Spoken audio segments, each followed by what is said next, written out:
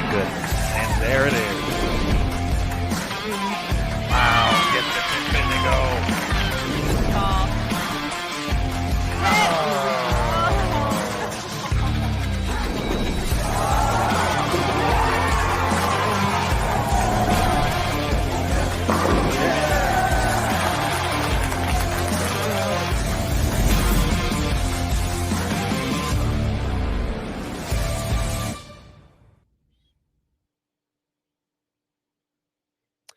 Good morning, everybody, and welcome back to Bowl TV for continued coverage of the 2021 PWBA Louisville Open taking place at Executive Strike and Spare in Louisville, Kentucky. My name is Aaron Smith with USBC Communications and Bowl TV, and we are excited to bring you the round of 32. We started off with 73 players yesterday, bowled 12 games, 2 6-game rounds to get down to the top 32. We'll bowl another 6 games to kick things off today here on Bowl TV to get down to the top 12. We'll be back on the lanes 2:30 p.m. Eastern, get down to the top 4 for the stepladder finals tonight, 6 p.m. Eastern. The top 4 will bowl the stepladder. It'll be time to go. We'll crown another champion here on the PWBA Tour.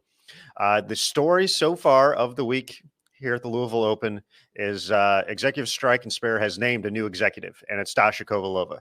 She was the 2019 champion at this very venue, winning in grand style, rolling a 300 game in the title match against Liz Johnson, and now back at the top of the leaderboard, and not just by a little bit. She's up by 98 on the rest of the field to kick things off today. So she's been the dominant player at Executive Strike and Spare at this facility the past 2 seasons on the PWBA Tour.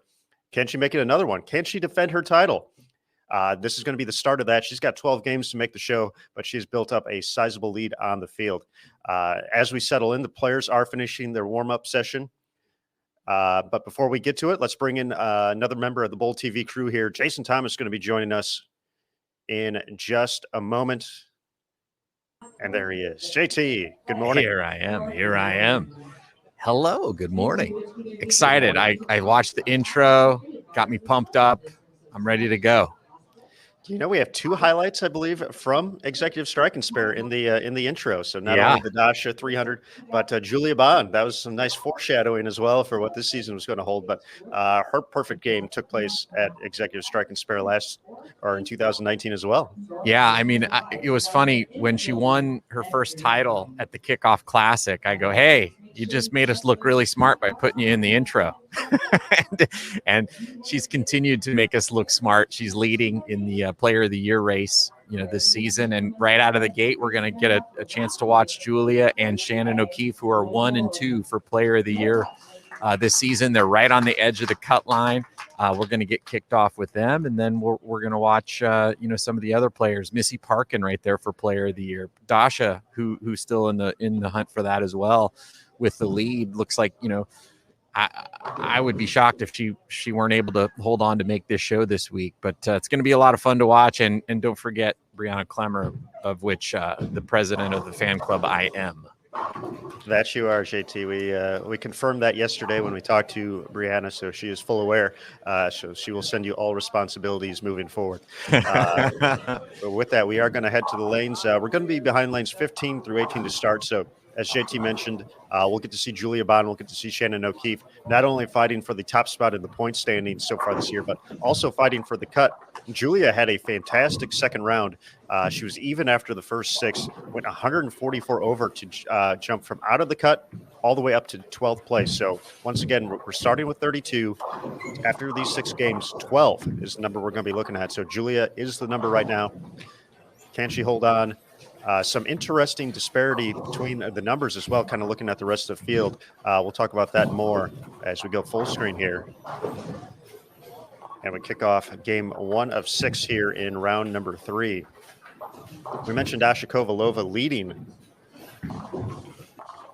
She got to plus 400, 233.33 average over the course of her 12 games yesterday. Pretty consistent from block to block, 1393 in round 1 and 1407 in round 2. But, she was extremely tough on the fresh. She shot basically back-to-back 750s to kick off each block. So, she saw the pattern. She was making the right moves, making the right ball choices. things got a little tricky in the middle of the block for her, and she said that was one of the things she wanted to work on and stay ahead of heading into today, but has been the player to beat essentially throughout the tournament. 98 pins ahead of Missy Parkin in second at plus 302. Diana Zavyalova plus 286 in third. Brianna Clemmer in fourth plus 260. Liz Culkin plus 250. Claire Guerrero, who was leading after round one, had a rough finish yesterday in her final three games. 170, 193, and 174 to drop to sixth at plus 207, but certainly still in the mix. Birgit Norreichs plus 205. Melanie McDaniel plus 191. Haley Richard plus 187. Maria Balanova plus 162. Shannon O'Keefe plus 152. And Julia Bond will round out the top 12 at plus 144. First player out to start this round, Caitlin Johnson at plus 141. Now, JT, as we kind of look at the separation between the numbers here, at the moment, as we kick things off, there's a bigger gap from 12th place to 4th place than there is from 32nd to 12th. So that means there are a lot of players still, 6 games and a big block away from working themselves into some more bonus bowling a little bit later today. But they're starting to create a little separation at the top. So it'll be interesting to see not only who's going to be making the top 12, but who's going to make the right steps to get themselves in position to make a run at the top 4. Yeah, we've talked about it quite a bit. This week it's not super hard to hit the pocket. It's pretty obvious where you need to play based on the shape of the pattern. But the carry is the trick. And so certainly those players that have separated themselves, in the top 4 have figured out the trick to carry. And that's what the difference is. So the players that are chasing, had some time last night to think about some different strategies, and they're going to have to step on the gas. We watched Shannon O'Keefe kind of play it safe all day yesterday just to make it into the cut. Today she's going to have to step on the gas a little bit and shoot some bigger scores, because that's what it looks like some of the players are going to be able to do. And in order for her to make the show, she's going to have to figure that out. And she's off to a quick start with a double.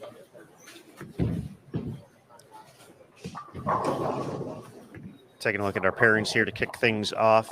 As we mentioned, if you're watching on BoldTV.com, we are on PWBA 2, taking a look on lanes 15 and 16. Stephanie Zavala, Haley Richard, and Maria Balanova. 17 and 18. Laura Plazas, Shannon O'Keefe, and Julia Bond. Currently on PWBA 1, we have Brianna Andrew, Claire Guerrero, and Liz Culkin, along with Danielle McEwen, Melanie McDaniel, and Birgit Norreichs available to watch. And over on PWBA 3, lanes 19 through 22, Kelly Kulik, Caitlin Johnson, Jordan Richard, Verity Crawley, Brianna Cote, and Maria Jose Rodriguez.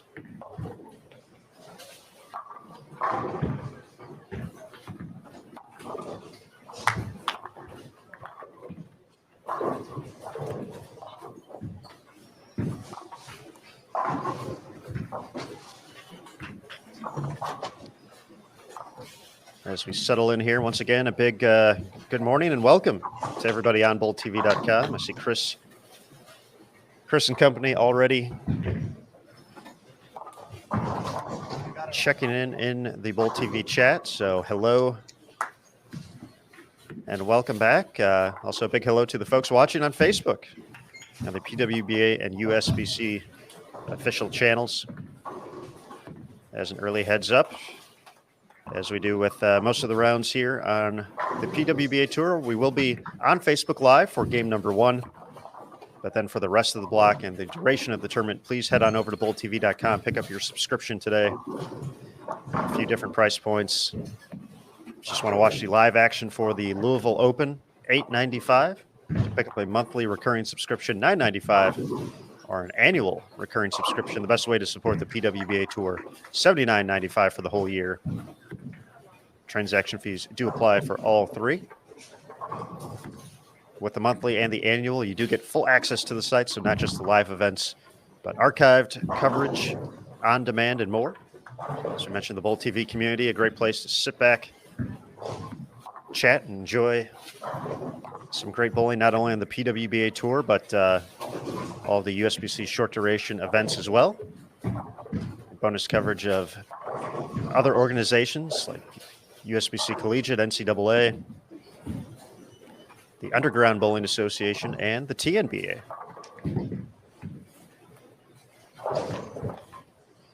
Shannon O'Keefe basically has averaged about 200 for her first 3 games of the blocks. So, certainly something that she talked about cleaning up, some parts of her rounds, and different strategy today. Looks like she's going with a lot more surface and throwing the ball a lot harder, staying on top of it. And those pins are dancing right now for her.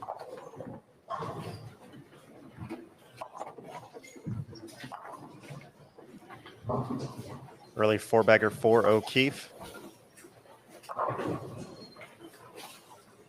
And I really think that's the key, Aaron, is, a lot of players have tried to, throw less surface, slower, try to keep the ball in that phone booth, but it's just not carrying with that lower ball speed. You've got to be throwing it aggressive, hard, to carry on this in this bowling center with the pins, not falling as well as we've seen in some other centers. And so that's why Dasha's had such a good run here. She's able to just kind of throw it hard and get those pins to move around a little bit. And I think Shannon kind of figured that out yesterday. Hey, I need to throw it hard and get those pins to move around a little bit. I've had a lot more success doing that, and I think that's what she's come out and to do this morning. We are back on the 44-foot condition in play this week. A little bit lower on the volume, 22.84 mils. Using Kegel terrain on the forward pass and Kegel current on the return. And as you mentioned, JT, wasn't too tough to find the pocket from what we saw throughout the course of the 12 games, but those corner pins quite stubborn over the course of competition. And the word we talked about is Shannon gets a nice hit there for 5 in a row. Was having the patience to kind of work through those moments and know that some pairs you're going to hit 190, 200, 210 is going to be a good score. And then when you have the opportunity, the pins are cooperating a little bit more. Those were your moments to take advantage. Yeah, I think I'd be interested to talk to Matt McNeil today. We talked to him yesterday, and he talked about patience, and we whistled on the air the Guns N' Roses song. But I think the patience is out the window today. If you're going to make this show, you need to strike. The players at the top have shown that they can strike, and the ones that are chasing, they need to take every risk they can. And I think the key is harder ball speed. You've got to find a way to be able to throw the ball harder to get those pins moving around in order to shoot the big scores.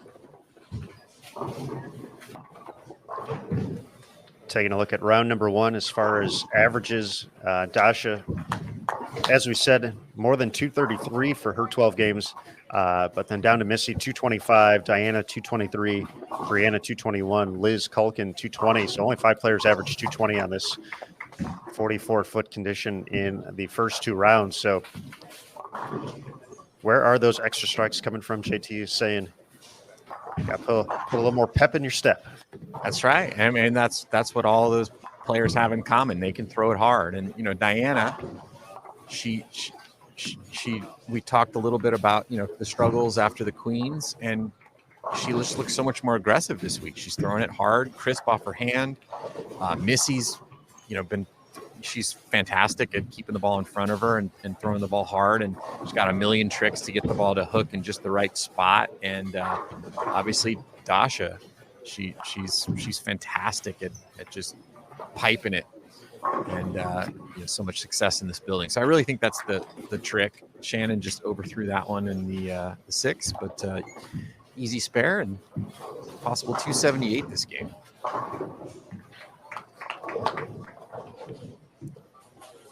I mentioned this was a return visit to Executive Strike and Spare from the 2019 season. That event featured a 5-player stepladder final, and all 5 of those players did advance to the round of 32, and certainly within striking distance of making the top 12. Obviously, Dasha is the defending champion, and that's been the big storyline this week. But Missy Parkin in second place made that show, finished fifth. Birgit Norrijks is in seventh place, who finished fourth. Maria Jose Rodriguez currently in 16th. She is just 12 pins back of the number. And then Liz Johnson, who was the top overall seed and was the on the other end of Dasha's 300 in the title match, tied for 19th to start plus 90, so a little bit farther back, about 50 pins of the number to start today. But all five of those players having previous success here and in the mix here in 2021. And with that, Curtis Von Kruger has something for us. Curtis, good morning. Good morning, fellas. Great to be here. Nice overcast day in Louisville. Just wanted to give you guys a quick update. Looks like the pattern is definitely playing a little tighter down lane. You see a lot of 2-4-10s, 2-8-10s right now. If you look across the scoreboards, players having a little more trouble getting it off the spot. Trying to hit about 12, 13 down lane. A lot of players sliding around 25. One of the anomalies, and she's kind of played them this way on the fresh, both blocks. Sydney Brummett is playing outside, which I thought was very, very interesting. And finding a little bit of success with that, but she will. The transition has been a little rough for a lot of the players, so they're going to have to jump in quick and stay on top of it as Oiled continues to push down lane and even get tighter, and the heads start to hook. Just a consequence of, you guys know, laying that pattern down over again. It starts to read a little truer to itself, and so these scores are going to be they're going to be a little. I think they're going to be lower today. So we'll see how this plays out. And it seems like the only person that isn't having a problem with her ball roll continues to be Dasha Kovalova. 10 pin in the first frame. She's thrown the next 4. She continues to try to push herself away from the field right now and have some repeated success as she did 2019. Awesome stuff. Thank you for the update, Curtis. You mentioned Sydney Brummett. She entered the round at plus 80, so trying something a little different out there. Yeah, I think that's smart. You got to try something different. And, I think what Curtis just said there, it compounds the advantage that throwing it hard and straight is going to have for those players that can do that. And, we're seeing Shannon get out of the gates quickly with, 5-bagger spare double. And she's decided, I'm going to throw a ball that's a little stronger. Actually, I'm sorry, I scooped you guys. I knew she was going to throw that strike there. But anyway, she's decided, hey, I'm gonna split the difference, go a little bit straighter, a little bit harder, play the hold, and use my ball speed to get the pins to knock over. And she's doing it to perfection here. There are some players that, Julia Bond is bowling well. She's got a possible 259 this game. But, the players that are trying to loop the ball or create a little bit more shape are struggling. And it's because of the reasons that Curtis mentioned.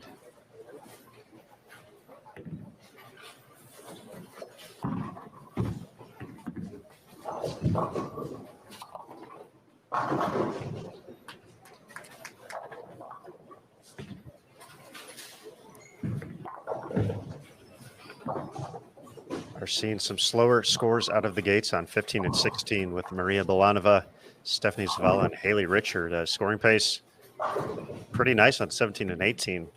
Julia Bond can still get to 259 after she delivered another strike. As we mentioned, 278 still out there for Shannon O'Keefe, and Laura Plaza's having a nice tournament so far. Ooh, did not want that there in the ninth frame. Drops her max down to 215.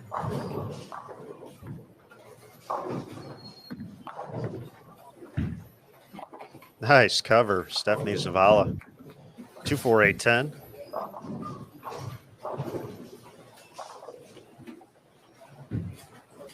I think the key for Shannon is going to be, once the fronts start to hook a little bit and she's forced to move off the spot, it's going to probably require a quick ball change because the ball is going to do that.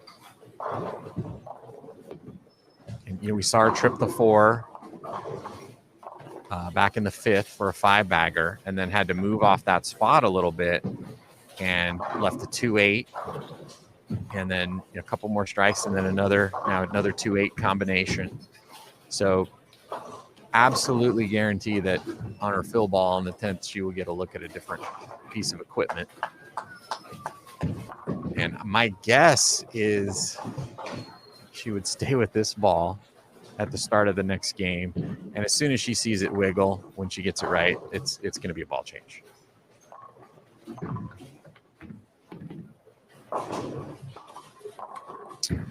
And she's back talking to Mike Wolf, and she's already got the next ball lined up. Takes care of the spare, can still get into the 250s here with the double on the 10th. Maria Bolanova over on 15 and 16. +1, 62 for her. Coming off her best performance on tour so far last week at the Greater Nashville Open. Finishing in 8th place, looking for back-to-back top 12s. Haley Richard had a real nice second block yesterday. Was +34 after round one. Went 153 over to get into the top 10, +187. She's working on a couple strikes. She'll be up for her 9th frame. Julia Bond. That's pretty. Splits the 8-9.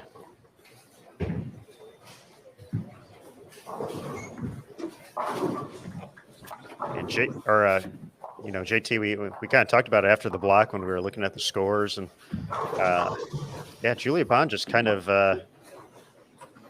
we saw her a little bit earlier in round number 1, and was still trying to find the right look. Had some struggles out there, and it's one of those things where she's a little bit farther back, and all of a sudden we take a look and we get to the top 12. It's just a terrible break there for Shannon with the 7-pin, and all of a sudden she's in 12th.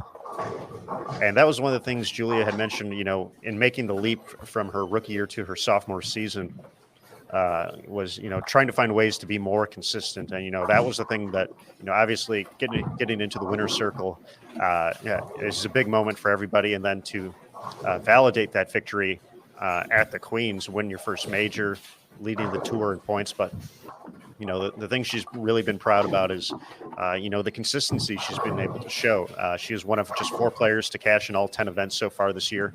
And now it's 11 for 11. And that consistency is what's helped her not only get to her first wins, but has put her in position to challenge for Player of the Year throughout the rest of the season. Yeah, she's just such a talented player. I mean, we knew she was going to be a great player. That's why we put her in the intro to our PWBA video. But yeah, I mean, she's just such a smart player. I think that's what strikes me about her, is that she's got so many tricks. It looks like she doesn't look like she's doing anything crazy. She's just very consistent, very solid physical game, very solid fundamentals. Everything's just in line. But she's got all these little tricks that allow her to, make things work, that, just a small little adjustment here or there, and she's off to the races. And then once she's figured it out, she's able to repeat it because her physical game is so solid.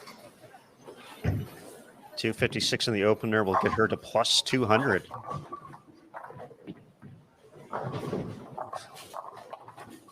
It'll be 240 for O'Keefe. Yeah, she got to look at a different ball. She made a little adjustment. I don't know if you noticed on her first shot in the 10th with the ball she was throwing the whole game. Basically just softened up the speed a little bit to get it around the corner. But I think she knows that, if she stays with that, she's going to bring a lot of flat 10s into play with that, just a little bit of extra shape and the softening up of the ball speed.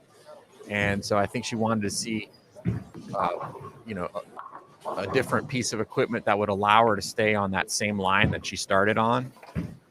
Just didn't make a good shot there. And so now she's probably not happy with herself that she didn't get a read on what that ball is going to do. But my guess is she'll stick with the ball she was throwing the whole game. And as soon as she leaves 2 flat 10s, it's a ball change.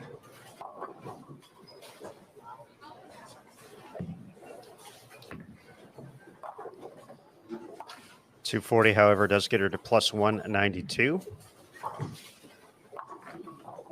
Stephanie Zavala, the two-time champion this season, 173 out of the gates, 171 for Maria Bolanova. Haley Richard going to make it 4 in a row. She can still get to 225, which would get her north of plus 200. And as we wrap up game one, just a reminder for the good folks watching on BowlTV.com, you're already in the place to be to continue to watch the PWBA Louisville Open for games 2 through 6 here, round of 32 to get down to the top 12. To the good folks joining on Facebook, we're just a minute or so away from sending the feed directly to BowlTV.com.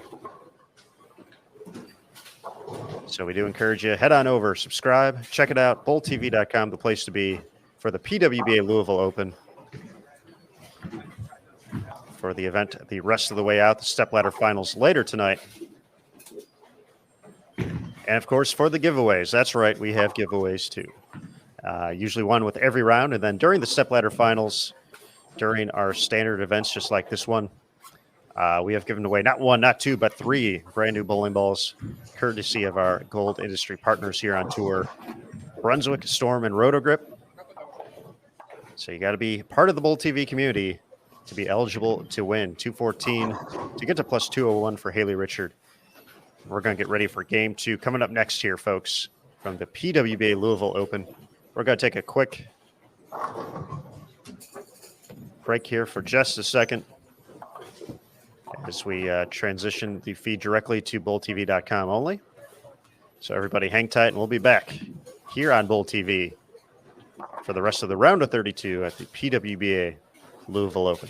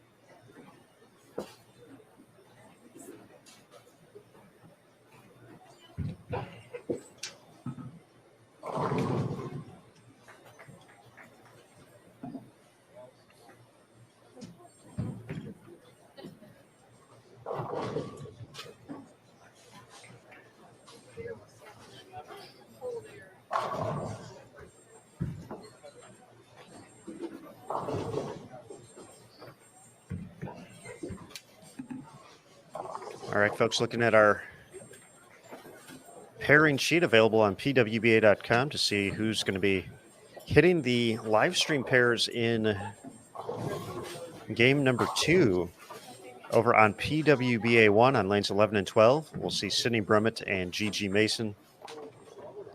On 13 and 14, Lauren Pate, Missy Parkin, and our tournament leader, Dasha Kovalova.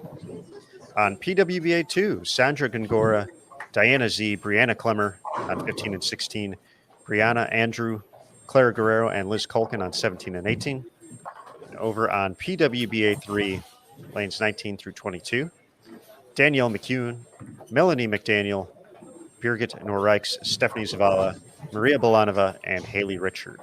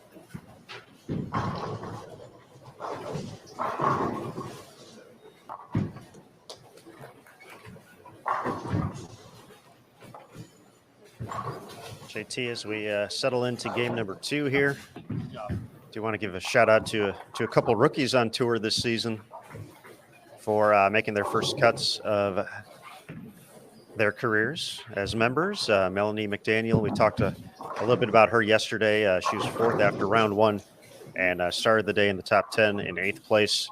And then Brianna Andrew, who we have on our featured paired right now, holding on, bowling a real nice clean game in the finale to earn her spot here in the round of 32 for the first time. So we've talked a lot about this rookie class for, making those quick steps to be contenders on the PWBA tour. Stephanie Zavala winning twice, Brianna Clemmer making a couple championship round appearances as well. But it's cool to see some of the other players, kind of starting to make those steps and kind of get acclimated to the tour and finding some success out here. So congratulations to both of them for some extended play here on Saturday.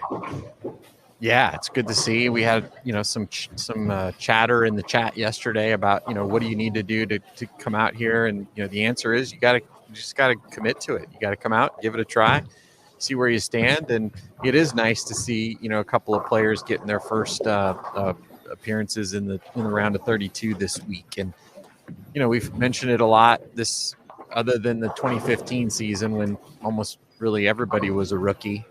This is, I think, the deepest rookie class we've had. And, the fact that we've got even more coming out and making the round of 32 this week shows just how deep it is.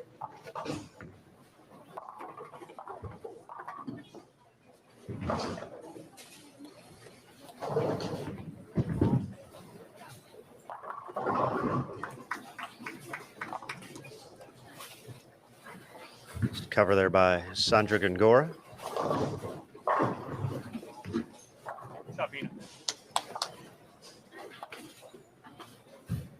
We do have our 13-game update. Aaron Smith and Dasha Kovalova extending her lead.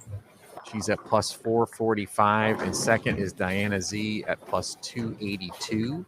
So 163-pin lead now for Dasha Kovalova. Missy Parkin drops to third with a 179 her first game. She's at plus 281. And Liz Kulkin rounds out the top 4 at plus 248. She's also tied by Birgit Norreichs at plus 248. So tie for the final spot in our show at plus 248. 12th place is plus 162, Brianna Cote. Shannon O'Keefe moved up a spot to number 10, and Julia Bond has moved up to 9th after their solid opening games. Julia Bond is at plus 200, Shannon O'Keefe at plus 192. Liz Johnson just outside the cut after shooting a big 270 her opening game. She's at plus 160. Our dude Hosan in the chat's got to be liking that. Liz Johnson on the move. Let's go. 270.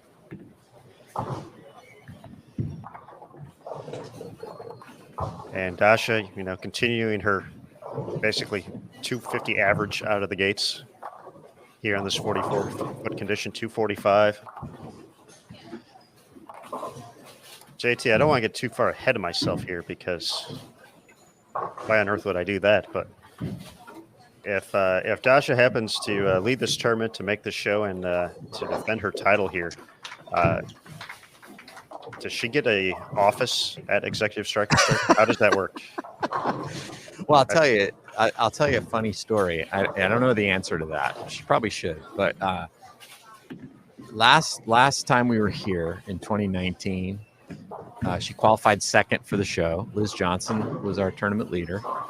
And so we give them the TV instructions, the whole group that made the finals. And one of the instructions was that, if you happen to bowl a 300 game, it's a $10,000 bonus. And so Dasha, being the number 2 seed, she had two games on TV potentially. She says in the middle of the meeting, if you bowl 2 300s, do you get 10,000 for both? She literally said that in the meeting on the show before she bowled 300. And then she went and bowled 300. Foreshadowing. Of course, the answer is yes. If she would have bowled 300, she would have gotten $20,000. That is a good game plan, though, moving forward. Qualify lower in the step ladder. Yeah. More chances to bowl 300. Exactly. It worked out for Liz Johnson and Lincoln.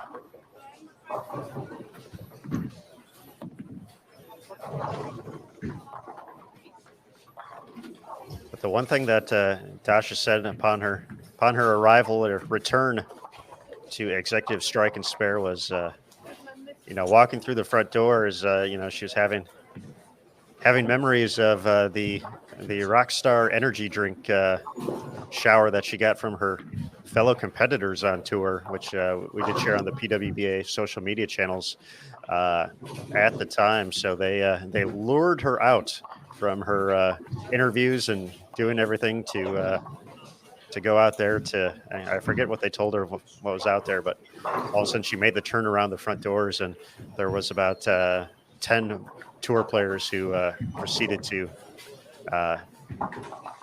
celebrate her victory with an energy drink bath. So she said she still thinks that jersey itself still can't get rid of the smell of Rockstar energy drinks. No matter how many times it's been washed, And why would you wash it, right? I mean, you'd want to remember that. That's a great memory. I mean, the 300, not the being doused, but.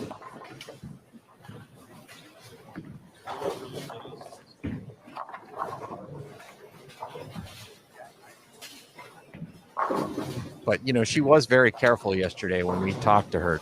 She said, "Hey, I'm not getting ahead of myself here. I need to stay paying attention, and it can go away just as quickly as you have it." So, for her today, it's just a matter of staying on top of things. It is important because you can be lulled into a false sense of security just because you have a good ball reaction. But the thing that's so difficult about winning on the PWBA tour is these players are so great. They see what other players are doing and they figure it out. and then they're able to, duplicate it and make a run at you. And if you drop your guard for just 1 second, they'll pass you.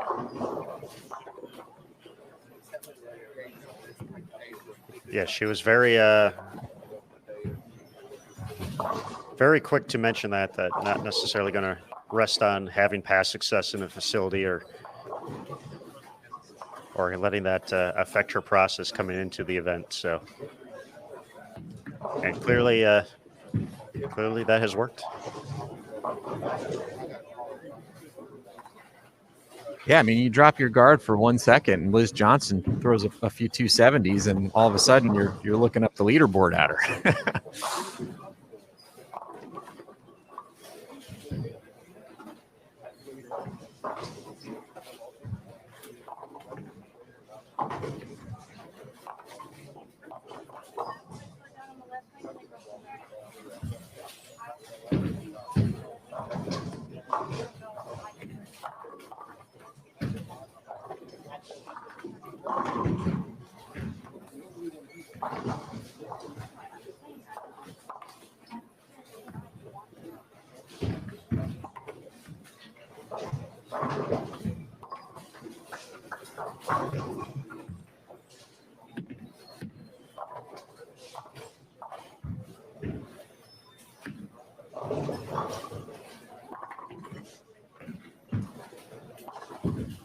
We've mentioned it both times, Aaron, in both of the qualifying blocks previously. Game 2 is a game of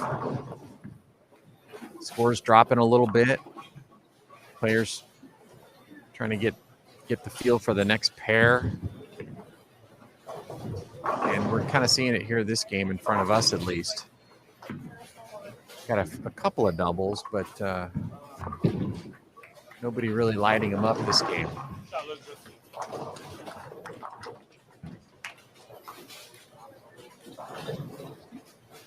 Miss Culkin looks like she's got the pair figured out. Let's see if she can throw the first turkey here in front of us.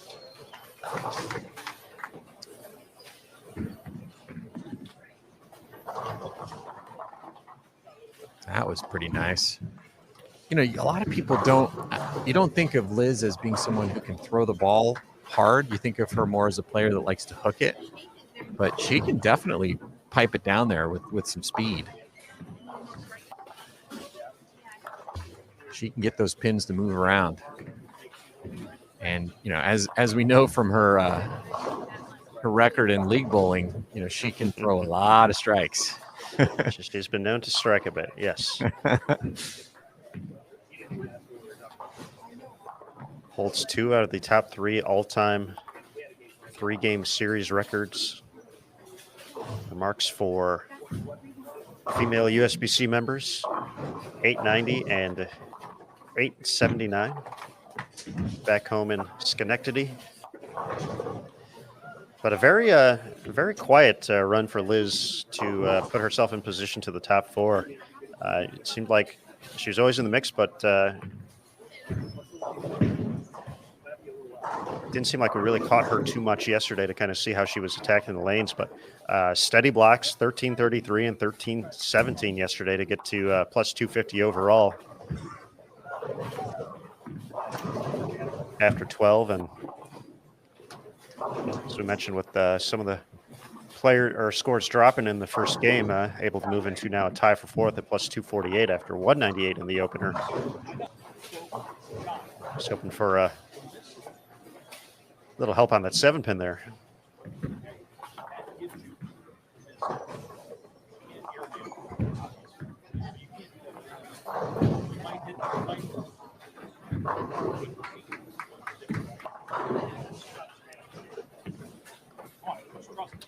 Clemmer tomahawks that 9-pin out of there.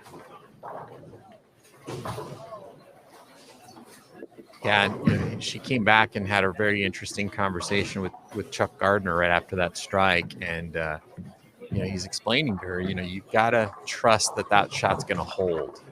You can't be trying to throw it right and get it around the corner. You gotta play the hold, and that's kind of what we've been saying, all morning, especially with them playing a little tighter down lane. you've got to play the hold and eliminate that miss to the right.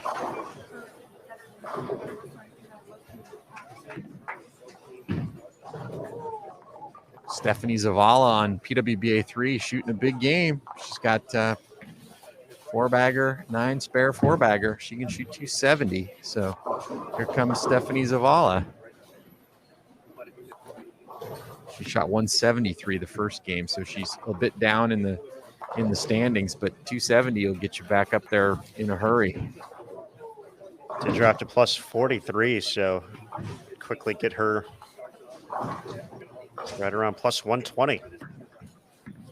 She's able to finish it out.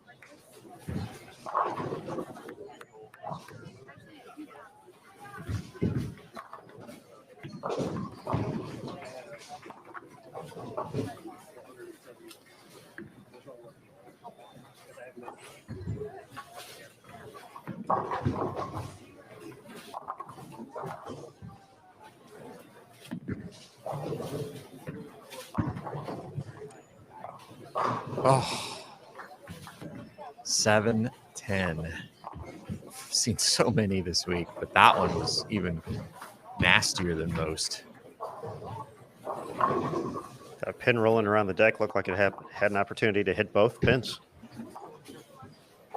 Connected with neither, and I was looking at some trouble in the 8th frame.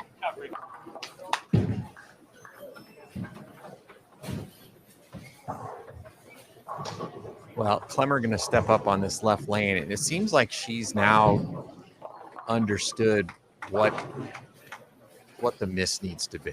You know, the miss needs to be in. And I think once she has that information, she's just able to repeat so well. I mean, that was just 10 back.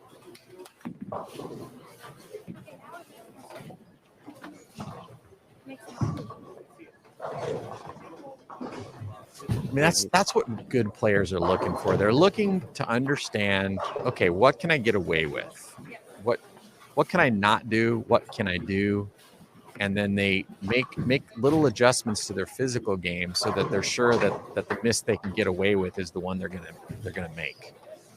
And so for Brianna, if she knows, hey, I can miss a board in and still strike, she might, close her shoulders down in her stance just to kind of make sure that the swing doesn't get inside, it stays out, and then her miss is left, and then that miss strikes.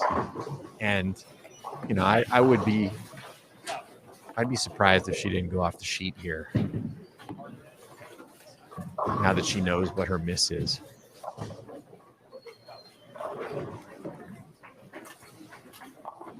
Stepping up, frame 8.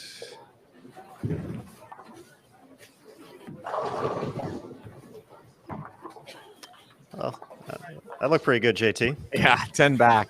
It was interesting. I really enjoyed, our time yesterday talking to Shannon O'Keefe at the end of the first block. And I thought it was really interesting. We talked about, the 10th frame of that block. She needed to go off the sheet for 240. First shot's really important. You don't want to make a bad shot there and open and shoot 2-teen and throw 30 pins away.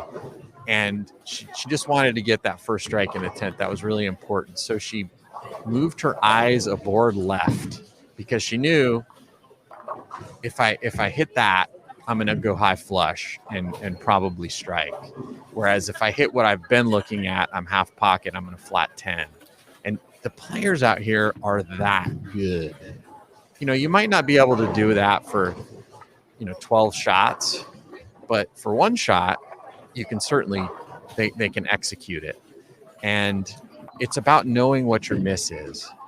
You know, if you know you can miss in and you don't want to miss right, you can do things to, you know, design your game so that you can play that part of the lane or play that miss. And that's what these players out here are so good at. That's why they don't need, you know, 5 boards of area that you see out in a league condition. They need just one. They need one other than the one they're aiming at. If they have a board to the left or a board to the right, you give them both and they're going to average 250. But if you give them one or the other, they're going to average 230. And they're going to be able to figure out very quickly what they can get away with. And then they'll tailor their game to play that.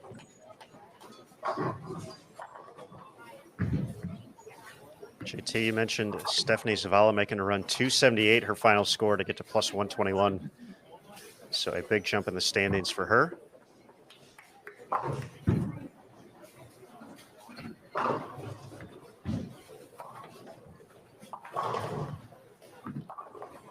But I think one of the most impressive things with and talking about what you kind of need to do on this 44-foot condition and looking at Klemmer's success over the past couple of events have asked her to do so many different things. And, you know, as a young player on tour, obviously she has the credentials from junior gold to junior Team USA, Team USA trials, US amateur to her collegiate record. All of those records are outstanding. So, you know, it's one of those things where, you know, you kind of expect the success. But, you know, the different things the players have been asked to do since the Queens has really, been a wide variety of patterns, shots, things you have to do to find success consistently. And, you know, I believe it's Klemmer and Shannon O'Keefe might be the only players to have qualified for the top 12 in all of these events so far since the Queens. And both of them are in position to do it once again. So, you know, that's not only speaks to the shot making of Brianna Klemmer as she leaves the 4-7 in the 9th frame, but just her ability to adapt as a young player and get comfortable out here and know she can compete with the best players in the world. Yeah, and I think, you know, one of the things that makes her so good is that she's able to make very simple adjustments to adapt and play very different parts of the lane. You know, there's not much difference between, you know, her throwing it hard and straight versus going left to right. It might be just a little bit of a, you know, an adjustment in the stance, you know, pushing the ball a little bit to the right versus pushing it a little bit to the left if you're going up the lane. She just makes very simple adjustments within what she's able to do. So it doesn't require her to, you know, change her timing or do, you know, crazy things that are very hard to repeat. And, you know, if you're able to do that, it's just going to give you a leg up on all these different, you know, conditions that they're asked to bowl on out here.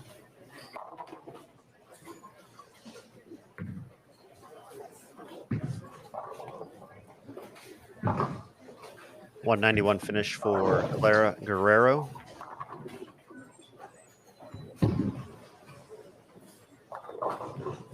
Looked like Bree got a little soft on that last one, but you know, that's a good miss.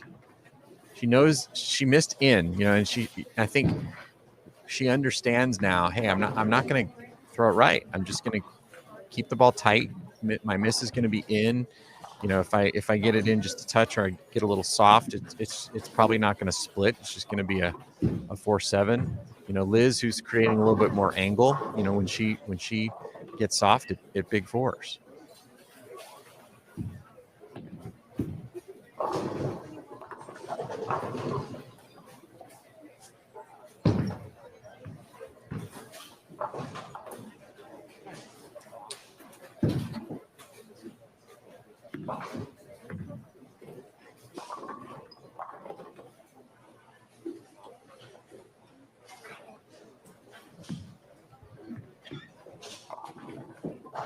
Yeah, that's just going to reinforce, hey, the miss has to be in.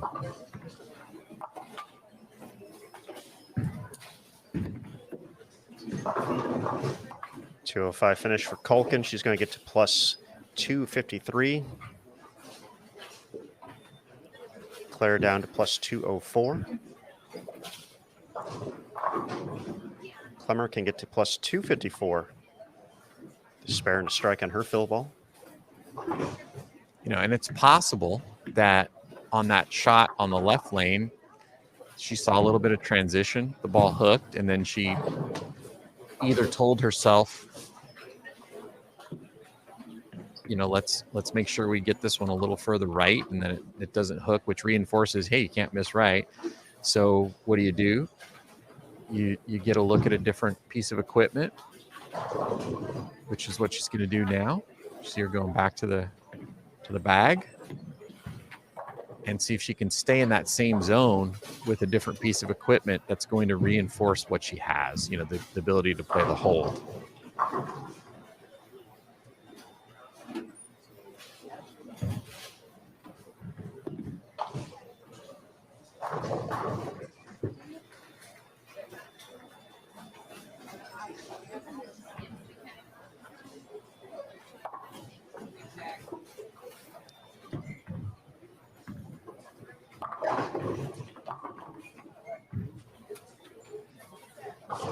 Nice shot from DZ to kick off her 10th frame. She can get to 212.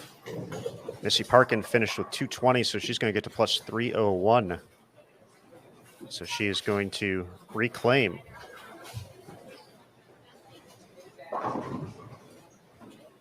the second spot, as long as there weren't some bigger games from Birgit and Reichs to get to plus 300. 215 there with the ball change for Clemmer. Yeah, and that one, you know, that ball, it you could see it wasn't a massive change from the one she was throwing before. It was just a little cleaner. It's still picked up, but you know, it's pretty amazing. You know, if you're bowling league and you've got 3 balls in your bag, you probably wouldn't have those 2 in your bag because they're too close to one another. Right? I mean, you'd want to have, you know, some variety, but when you're talking about bowling out here and you got to make, you know, 10 moves over the course of a 6-game block, you know, you've got to have a very close progression. You know, you've got to have small steps in between each ball, and you know, if you don't, you're going to need to drill something to fill that gap. But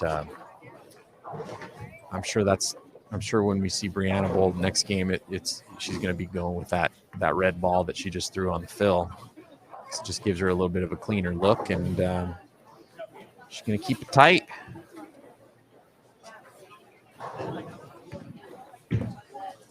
GB4. GB4. DZ finished with 199 there after that brutal pocket 7-9. So she will drop to plus 281.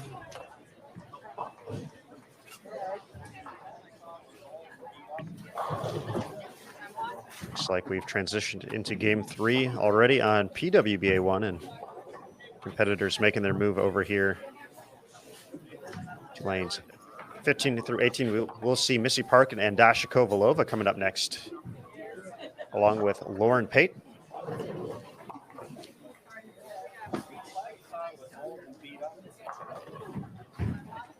And Sydney Brummett and Gigi Mason coming to 15 and 16.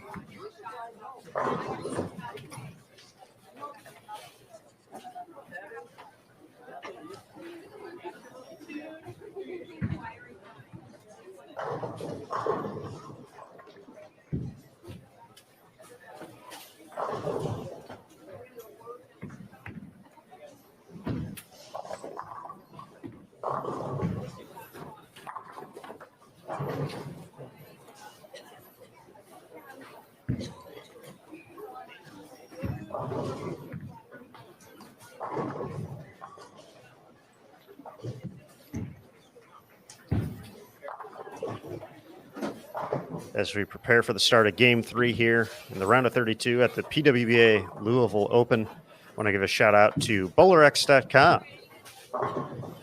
At bowlerx.com, you can shop the biggest brands in bowling with the largest selection, best price, and free shipping on every order. Remember, when you shop at BowlerX, you are supporting bowling. BowlerX proudly gives back to bowlers through tournament sponsorships, bowling causes, professional athletes, youth bowling, and more. BowlerX.com for the love of bowling.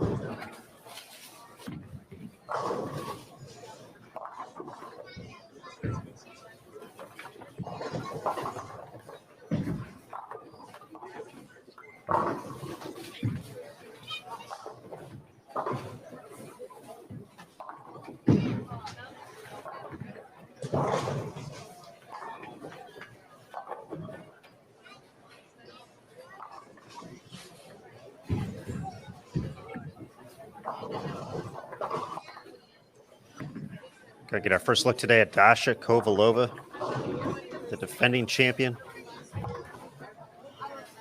the tournament leader, entering this game at plus 456.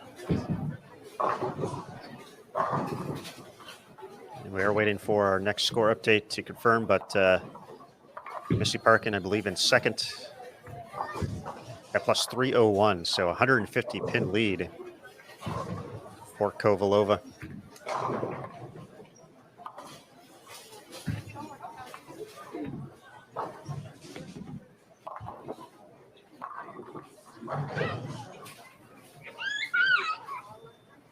She also mentioned to us yesterday about working on a small thing in her push away to make sure it's not going quite as far right as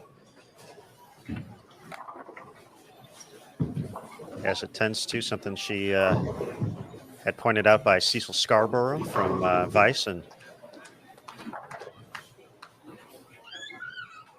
she said that helped her out as well. Trying to get things back in line to improve her shot repeatability.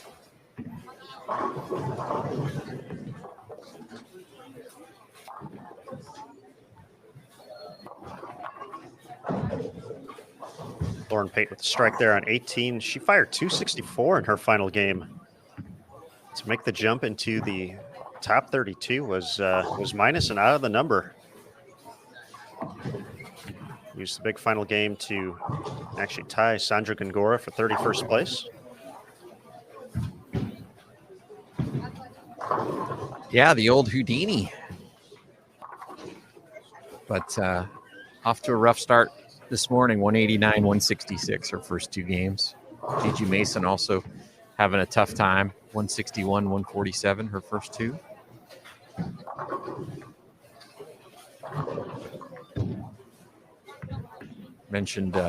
Curtis mentioned Sydney Brummett. He's trying a little different line and not yielding too many strikes for her. 177, 203, her first two games to start here this morning. But we do have a score dash update. Aaron Smith, Dasha Kovalova, as you mentioned, she's at plus 456. She's continuing to lead. Missy Parkin in second at plus 301. Diana Z in third, plus 281. And Julia Bond has moved into fourth after shooting 256, 257 her first two games. She's at plus 257. Brianna Clemmer is in fifth at plus 254. And our 12th place player, Brianna Cote at plus 154. Liz Johnson still just one spot back after shooting 191. She's at plus 151. And Zavala moved all the way up to 16th place at plus 121, now just 33 pins back of the top 12.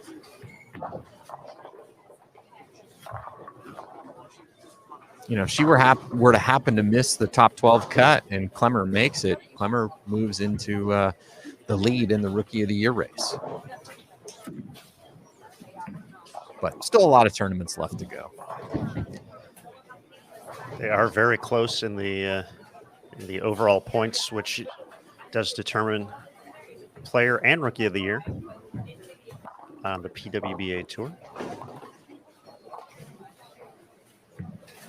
Those results are more available on pwba.com. Julia Bond continues her ascension toward the top of the leaderboard.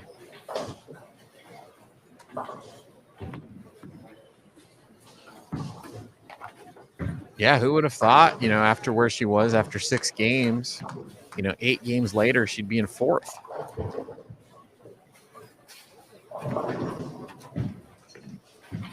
Well, taking a look at... Yeah, go ahead. She wasn't even in the top 32, I was going to say.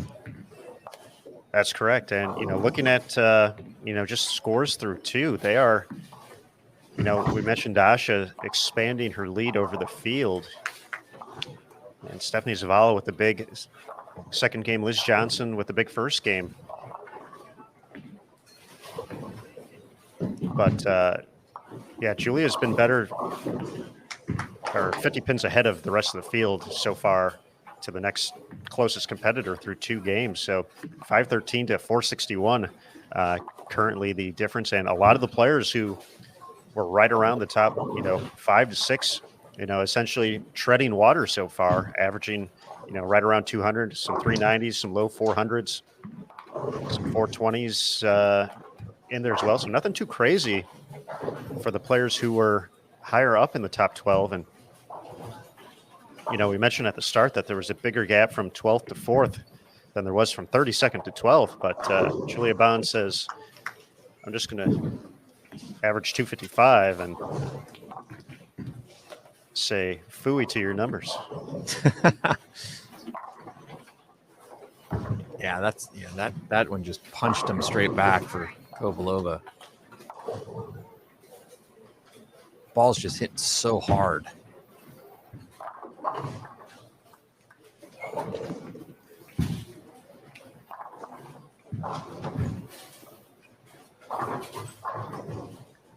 And a report from Roderick, who's on site once again and participating in the Bowl TV chat.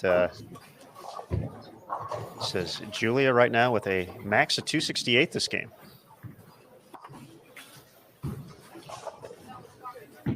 That's pretty good. A little 780 to start.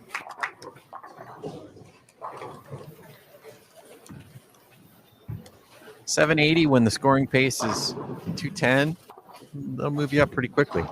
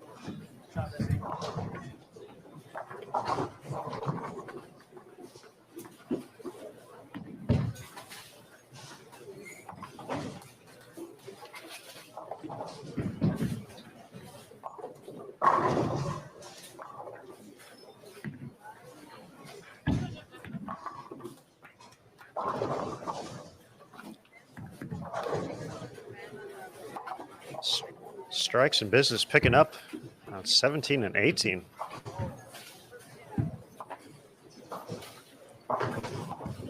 They're putting on a striking display right now.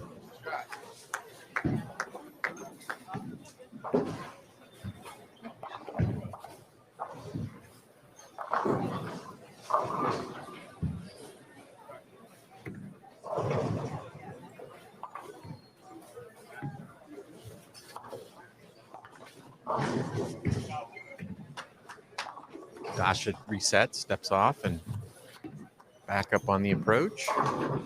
Looking for a 4-bagger.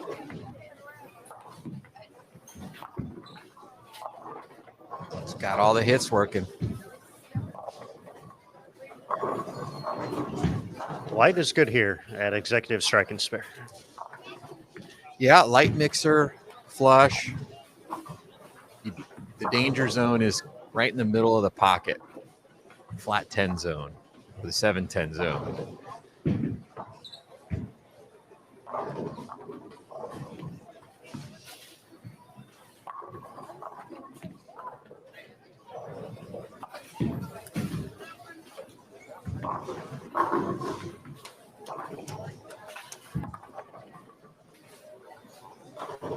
Lauren Pate adds another one, 5 in a row. Dasha with 4. Missy looking to get to 4. Sydney Brummett putting together a nice game as well. Had the Brooklyn in the 7th, but kept her string of strikes going.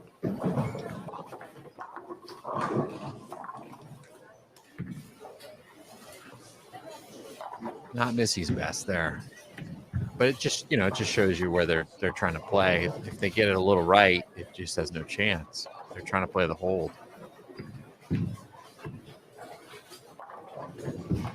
Diana Z just 8-10. She had a 7-9 last game. So okay. We talked a little bit about that yesterday. Full back row and 2 shots. Always fun.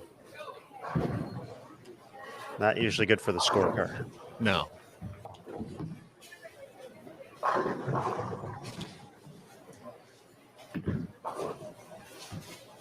Roderick report on Julia, 267.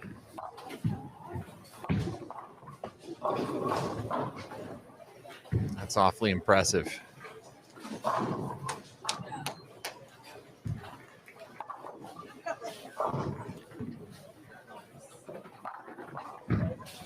It's just fun to see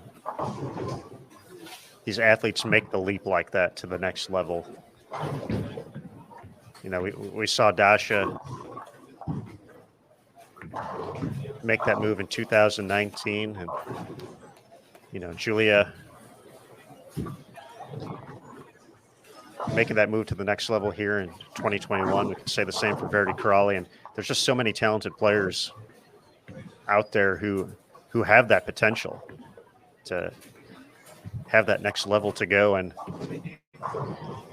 see that success and see that confidence breed from that. Yeah, and the thing that's impressive about what Julie is doing today is she's doing it right in front of Shannon O'Keefe, who's the reigning 2-time PWBA Player of the Year and who's been chasing her down the last couple of weeks. She's got a chance to kind of stand toe to toe with her, and she comes out with 780. And Shannon's not having a bad day herself. She's just shot a 240, and she's 90 over for the day. So, but Julia's leaving her in the dust.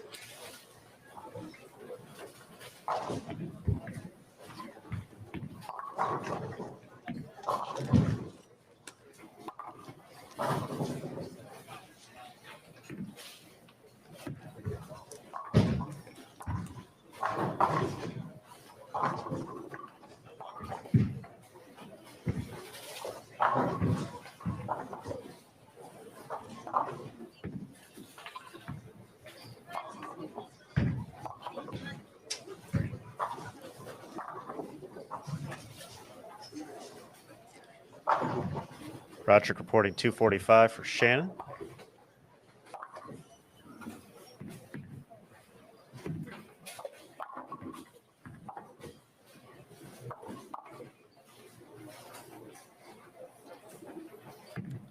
.267 is going to get Julia up to plus 324.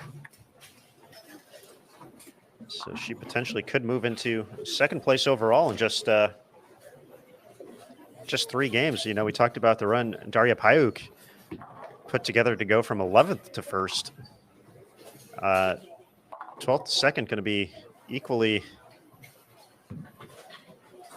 as impressive if that ends up being the case here in just 3 games for Julia. Shot there from Gigi. She can get to 236.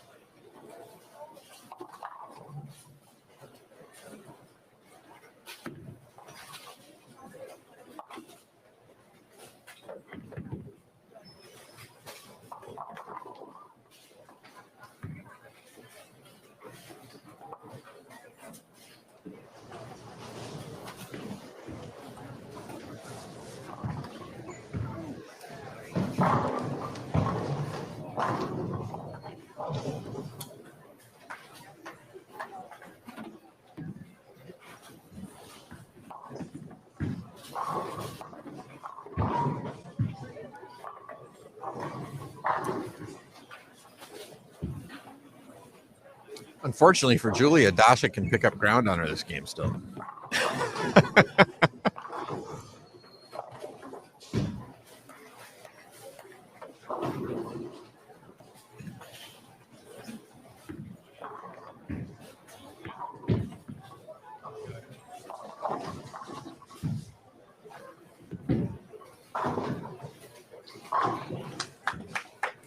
See if Missy can bounce back after that washout in the 6th.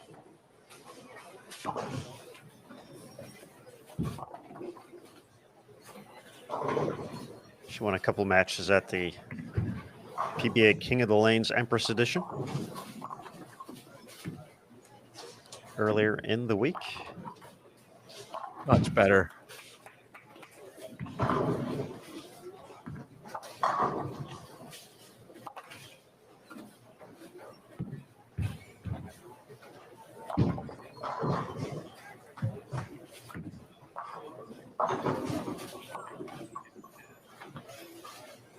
It's the second time we've seen Dasha step off.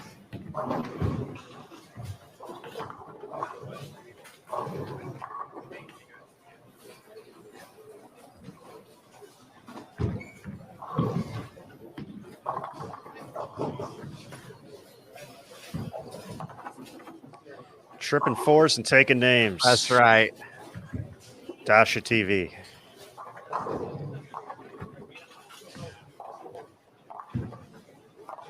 I was hoping I was hoping we would get one in there. So thank you, Dasha. Yeah. I mean, that's her hit here. You showed the clip yesterday of the 300 game. She bowled on TV and first shot in the 10th. Tripping fours, taking names, makes a little move, flush. $10,000. Thank you very much. But we've seen her trip a lot of 4-pins this week, and you know that makes you comfortable with having to play that hold shot. You know if you miss in even more than what you normally could, and it still strikes. I mean, it just makes your swing get so loose.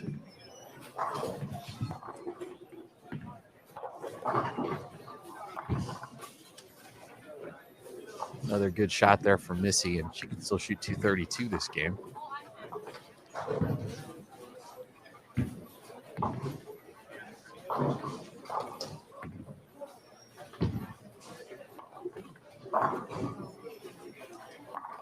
Saw Diana Z leave an 8-10 on this lane just a couple frames ago, and now stones a 7 on it. I don't think she's too happy with lanes 19 and 20 then. Well, at least she got the 9 out, because she could have left the whole back row in 2 consecutive shots on that lane.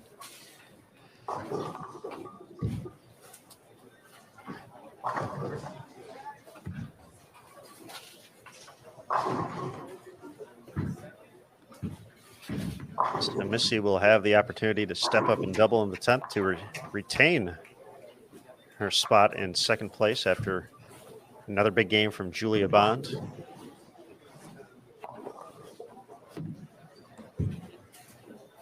But Stasha's world, we're just living in it. Ooh.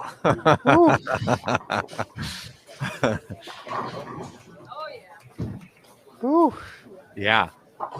But, I think that's the difference that makes what she's doing here so impressive is she's got the ball speed to pop that 8-pin out, right? Or pop the 10-pin out. Whereas, Diana maybe just a little softer.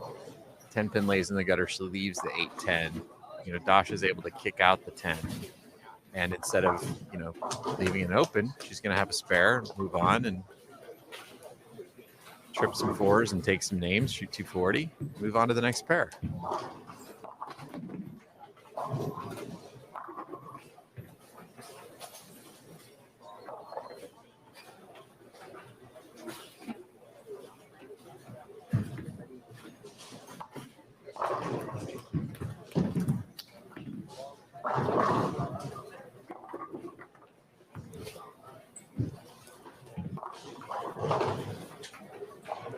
Lauren Pate looking for a second one in the 10th, can get to 237.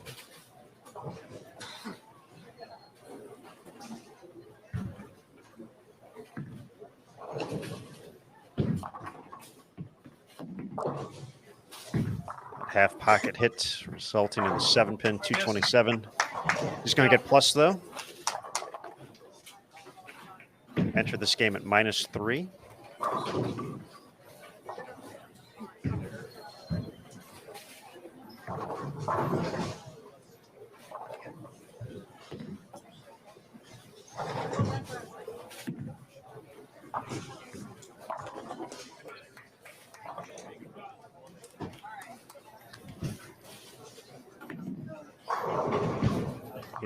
In watching Missy's appearance at the King of the Lanes event, and just seeing her success here on this particular pattern, and JT, you talked about it a lot, but even looking at her matchup when she faced Daria to end that first show on Tuesday, and seeing kind of what the lanes had been giving everybody else, and moving left was the name of the game. Missy was able to do her thing to be able to play a much tighter angle, was able to keep kind of everything in front of her, and was essentially able to do exactly what she's doing here, is just kind of, keep the 3-pin in her sights at all times, and just create a little shape off the end of the pattern and do things just like that. And it's cool as you've mentioned, how she's able to find a couple of different ways to do that. Yeah, no, for sure. And you could see she started to lose her hold, towards the end of that show, and she really had to make sure she didn't get the ball left, because Daria was really chewing them up, left of her. But as long as you're not having 270 shot at you, that was a really smart strategy, the way she was playing the lanes.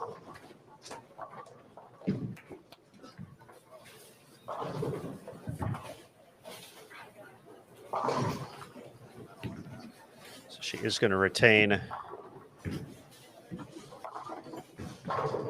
Oh, fours and taking names. She's going to get to plus 3 at 33 with 232. Saw Liz Johnson at 244. Liz doing Liz things. Yeah, you would think that would get her into the top 12.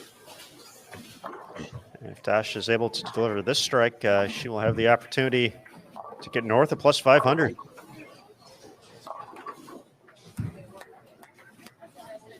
You knew it was coming, folks. Mix them up. The top executive at Executive Strike and Spare.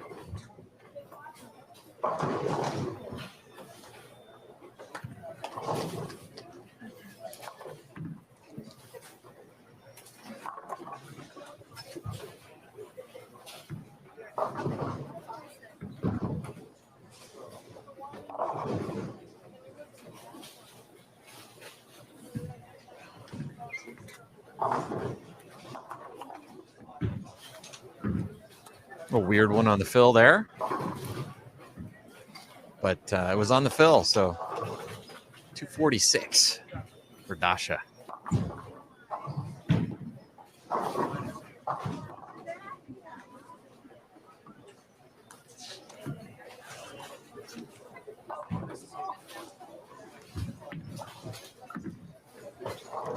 .246 would be plus 502.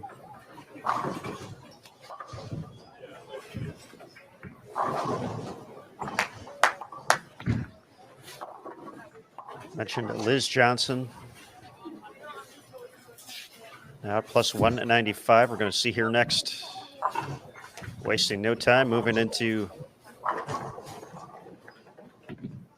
game number 4.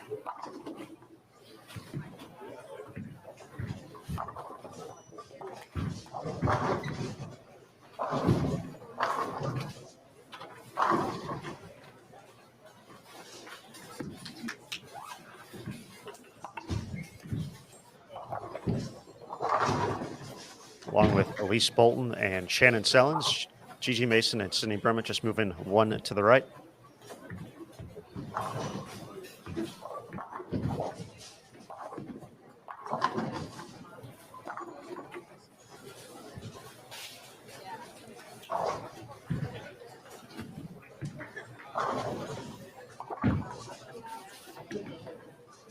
Folks, we'd like to take a quick second to talk about another great accessory partner on the PWBA Tour, Turbo.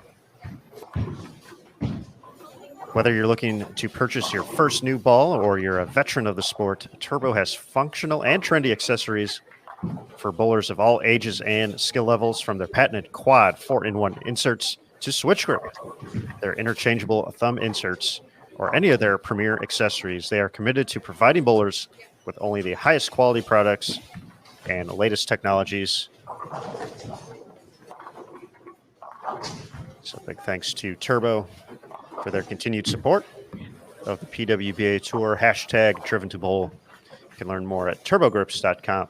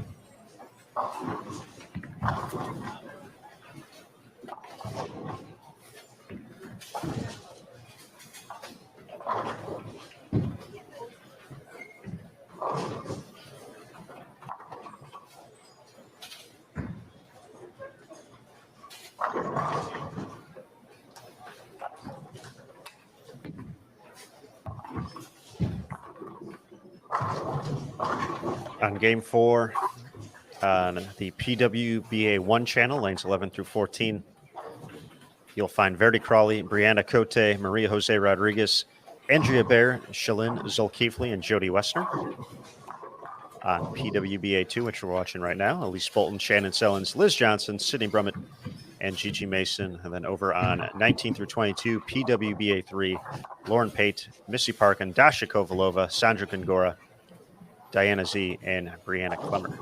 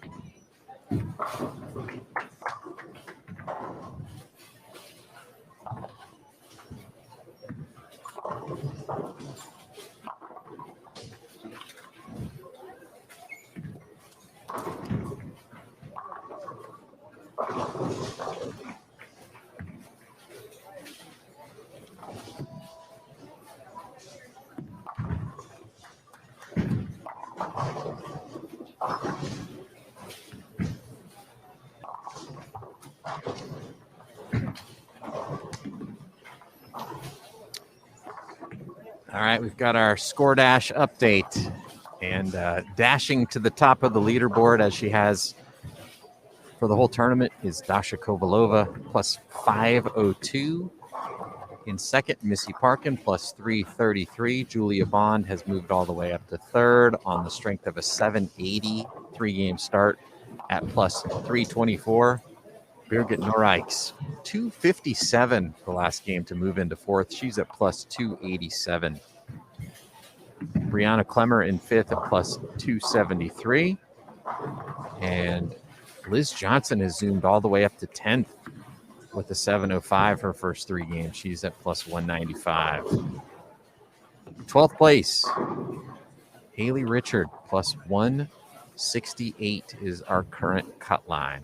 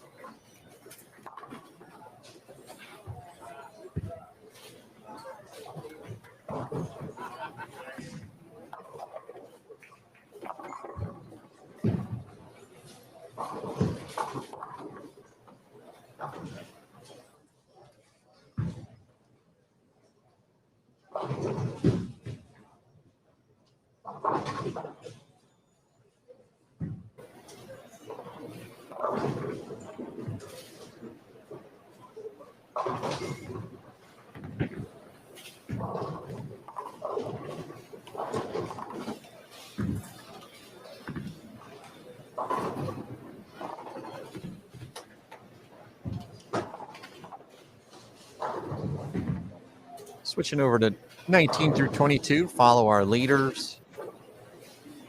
We did run down the standings after 15 games. Looks like, looking across the bowling center, they're starting to see some transition. Seen a lot of shots go through the nose, and players, having to move off the spot a little bit, trying to figure out what the next move is going to be. As Curtis Von Kruger mentioned earlier, the report from the lanes was they were playing a little tighter down lane. So when the fronts start to hook and they're tighter down lane, it's a little trickier to find the right angle. You have to get off that spot in the front, and you don't have any recovery on the back. What do you do?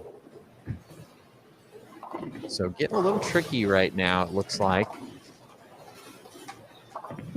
Not too many strings of strikes as I look across one side of the house to the other.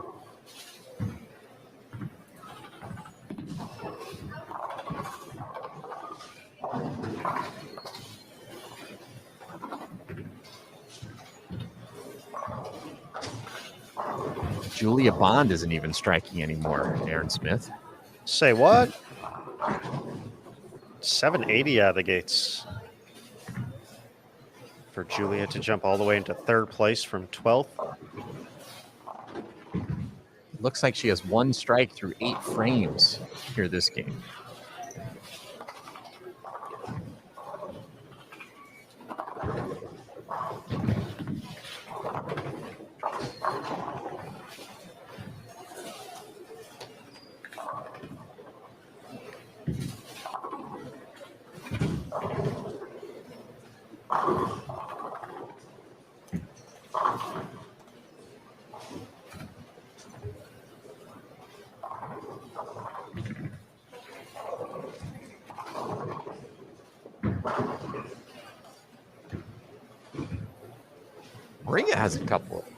Diana has a couple of strikes. She can throw a 3-bagger here with one more.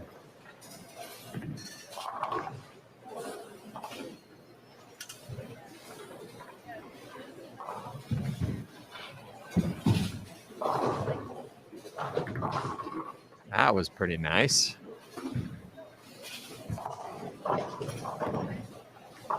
Clemmer struggling a little bit this game. This is a spare in the third, and now a tough spare here in the fourth, trying to make it 3-6-10.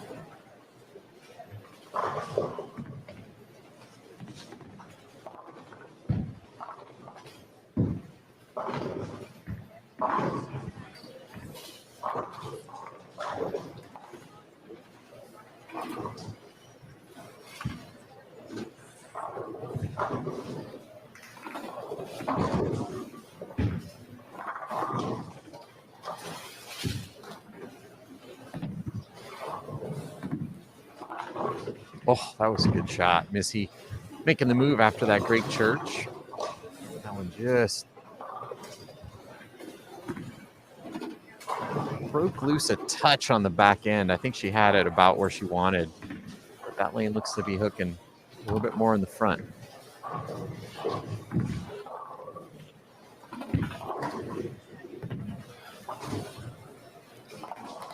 This was the time of the block that Dasha had mentioned when she started to see things change a little bit, potentially make a few ball changes as well. More so during the second block than the first block.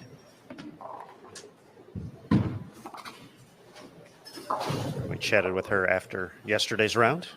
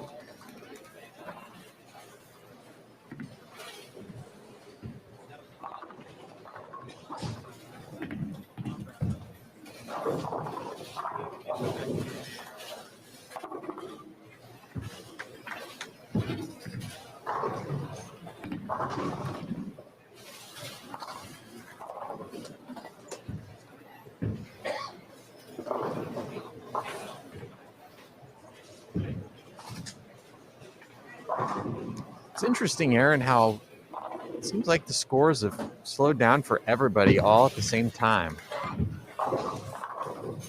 I was taking a glance at some of the other featured pairs, and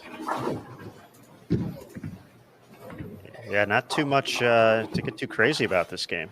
No, there's really nothing. And I think what's going to be even more interesting is, you know, the next set of adjustments they make. Are they going to be able to shoot some good scores the last two games? You know, either to make a run at the number or to move themselves closer to that top four. And what is the move? What is the right move? You know, it may have gotten to the point where, because they're tighter down lane and they're requiring you to keep it more in front of you, now that they've had to move a little bit left off that spot, the carries just become really, really difficult.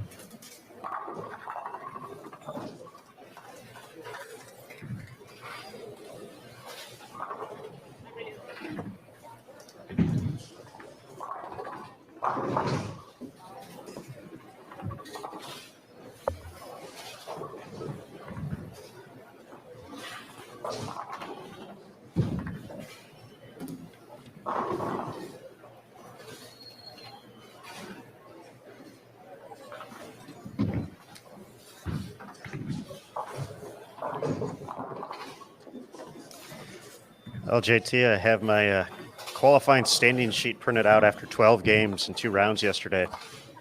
And just kind of looking at the scoring pace at the end of the block, it seemed like everybody just about had some type of hiccup in the last 3 games.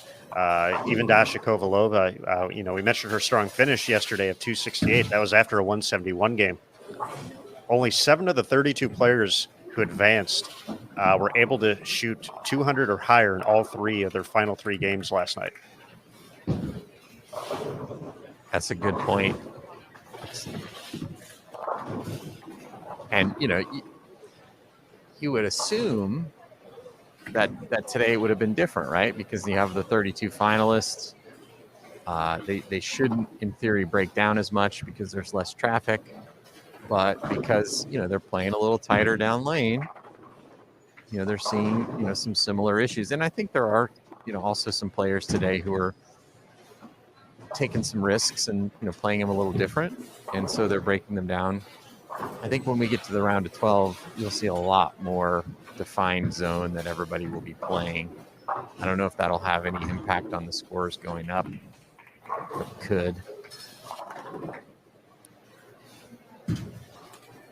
But of those players, those 7 who were able to be pretty consistent throughout the course of those final 3 games, Haley Richard was the one who stood out the most. She went 721 in her last 3. And as we ran down earlier, she is the cut heading into this game after 160 in game 3. So this was the time where she started to pick up steam last night. So.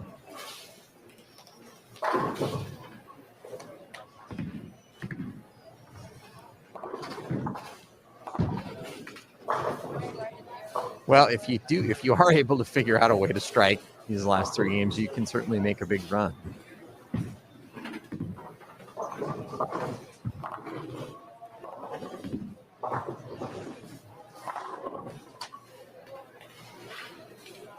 Looks like Haley has actually just moved to PWBA 1. They're starting game 5 over there now.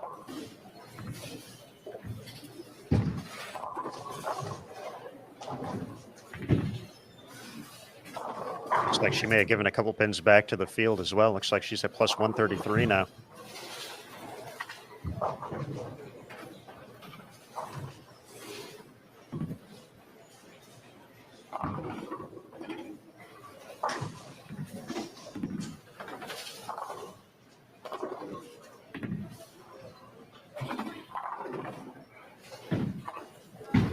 Liz Johnson's going to shoot 190.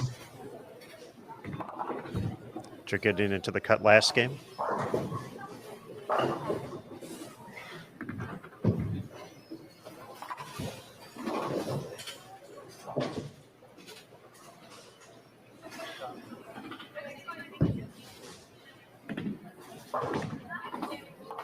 Sandra Gondor is able to finish this one off. She'll get right around plus 100. So that's 247 out there. Yeah, that would give her a chance with 2 to go. She'd still be 60 or 70 back, but a couple good games, and with the scoring pace slowing down, maybe get there.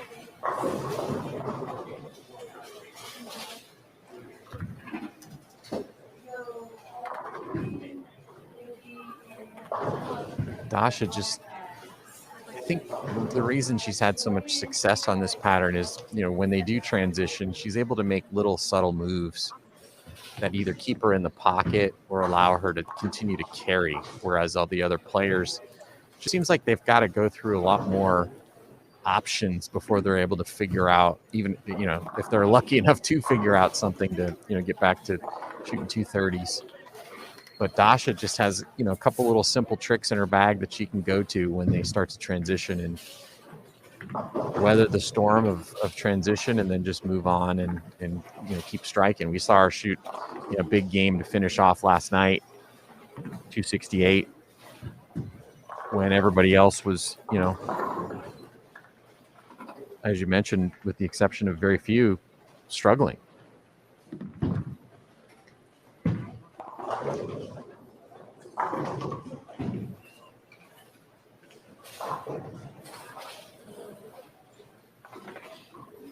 Looked like Dasha made a ball change and kind of went around it a little bit more just to get the ball to tip up and hit. She threw a nice shot there in the 8th. Let's see if it works here in the 9th. She could still shoot 226, which would be a huge game at this point, considering what the scoring pace has gone to.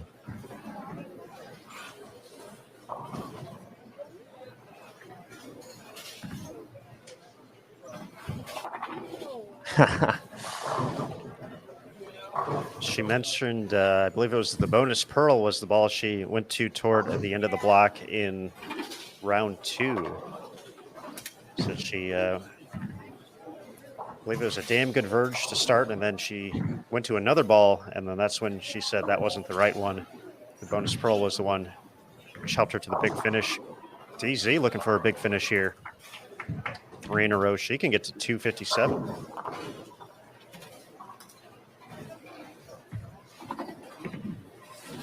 Yeah, and that's big for her because that, puts her right in the mix of the players looking to try to secure a spot on the show. I mean, just looking at I believe we got a report that, Julia got to 200 that game, so it's going to stay at plus 324. Missy is going to drop here, so she's going to max out at 180 if she strikes out. So for Diana at plus 261, she could arguably jump up into 3rd place here.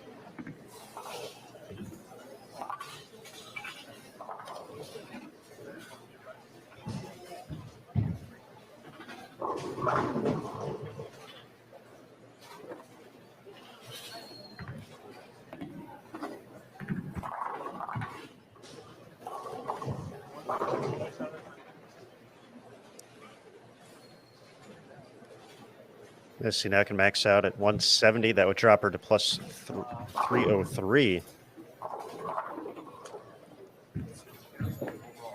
224 for Sandra. She'll bump up to plus 79.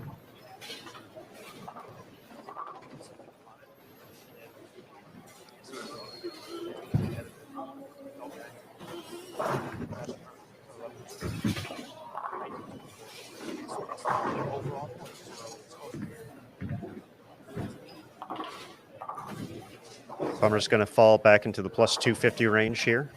Max of 182.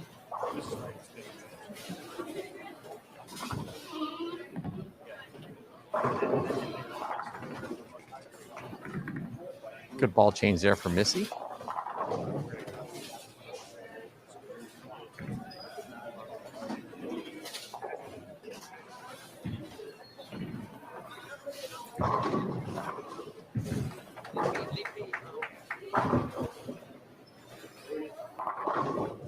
Big strike for Diana, first shot in the 10th. DZ on the move.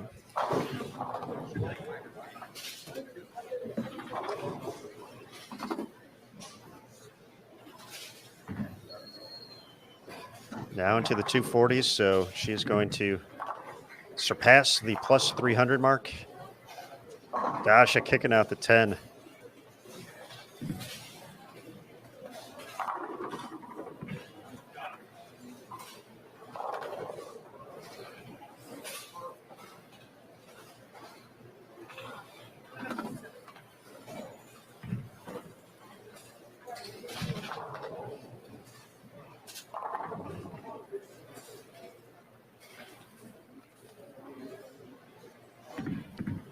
To the 250s.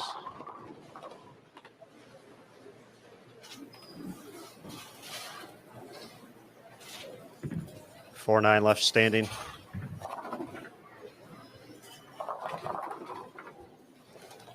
Dasha has got this place figured out. 220s, taking care of business. And for good measure, nice cover by Diana, 245.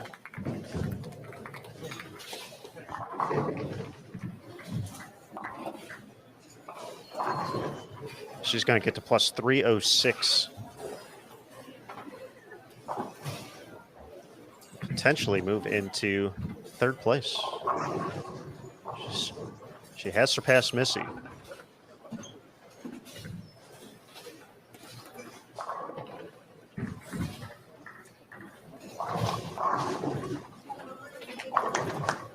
Dasha, 220s.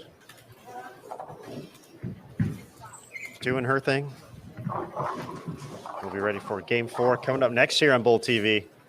PWBA Louisville Open taking place at Executive Strike and Spare. My name's Aaron Smith, alongside Jason Thomas, Curtis Von Kruger reporting as well.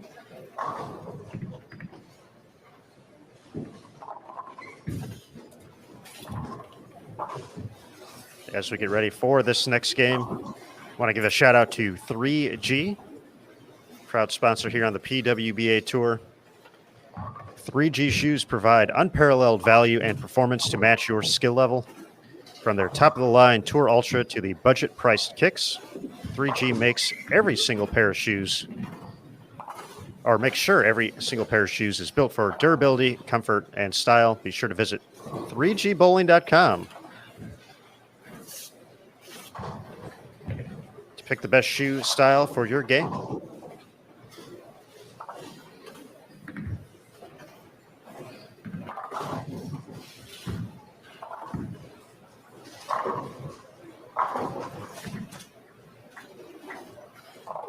As we get into game 4, got a report of strikes and more strikes on PWBA 2, so we'll head over there.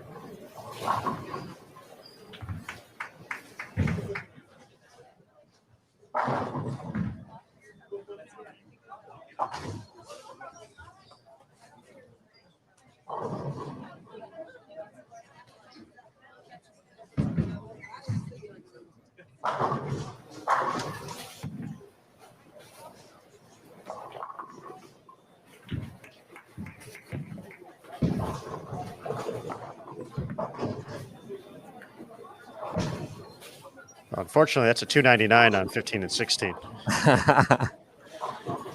Team 299.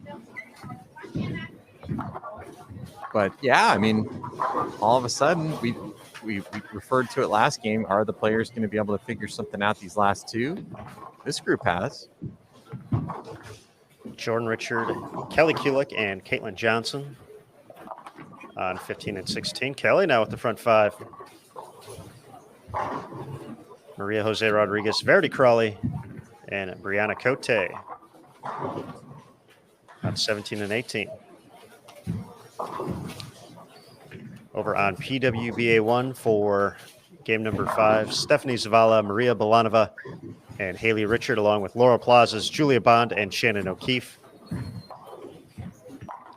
And over on PWBA 3, Andrea Baer, Shalyn Zulkifli, Jody Westner, Liz Johnson, Elise Bolton, and Shannon Sellens. Yeah, and Verity hasn't made a lot of noise. She was kind of hovering below the number and shoots 239 that last game, and all of a sudden she's just below the cut line at plus 131. We do have our 16-game update. Score Dash dropped it off for me. Dasha Kovalova is leading by 202 pins, Aaron Smith. Wow.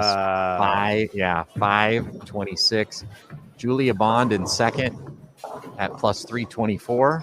Diana Z in third, plus 306. And Birgit Norijks in fourth at plus 305. Missy Parkin drops to fifth at plus 303. Shannon O'Keefe moved up to sixth after a 245, back-to-back 245s. She's at plus 284. And as I mentioned, the cut, Caitlin Johnson at plus 151. Verity making a run. Just 20 pins back. Kaylee Richard, another 2 pins back of that, and Danielle McEwen still alive for a spot. 1 pin back of that. Stephanie Zavala, 1 pin back of that, and Jordan Richard, 1 pin back of that. So it's gotten pretty tight there at the 12 through 17 levels with just 2 games left to go. I believe Jordan wants to change that this game based off of her start. 6 for 6. Yeah, with, the 2 through 6 spots really not moving anywhere. And O'Keefe, who, was red hot, has 3 straight opens here in game number 5, although she just bounced back with a double in the 5th and 6th. It's really wide open for the TV show still. I think the number 1 spot's a little sort of spoken for.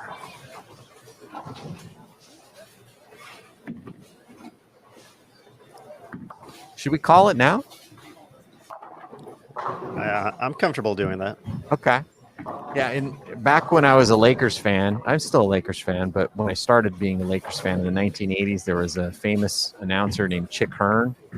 And when the Lakers would get up to a point where he felt it was an insurmountable lead, he would put the game in the refrigerator. He would say, this game is in the refrigerator. The butter's getting hard. The Jell-O's jiggling. The eggs are cooling. And he never was wrong when he put a game in the refrigerator. One time, a team came back and sent it to overtime, but the Lakers ended up winning. But he was never wrong. I think we're going to put this one in the refrigerator. Dasha Kovalova is going to be your number 1 seed with 8 games left to go.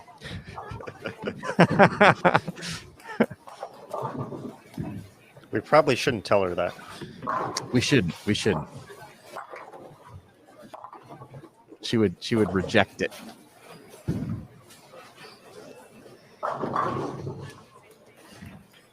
So I'm still trying to think of ways to tie in her dominance here, and maybe she gets her own parking spot for next time we're here. Is it, like employee of the month? It's just the Dasha Kovalova spot for when the PWBA is in Louisville.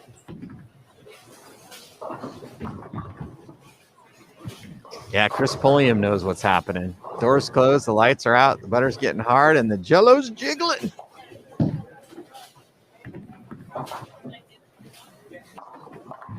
Oh, that was nasty.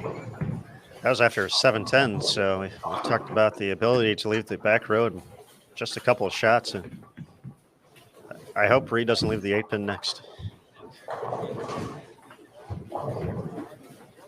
Finally, some misses on 15 and 16. Kelly and Jordan both have their strings broken up, but still big games possible for them. And if you don't like watching brutal taps, then I would suggest you avert your eyes on this next shot for Kelly. Oh, JT.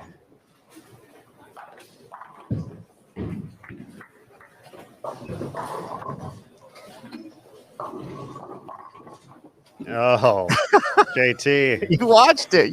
I warned you not to look. I wouldn't believe it otherwise, however. That was nasty. But, Kelly still has a chance. She's plus 77. She's been kind of lingering down in the field, but she shoots 267 this game, or 268 this game, which is what's still possible. And, that could potentially even put her in the number, depending on what the players ahead of her do. So she's still alive.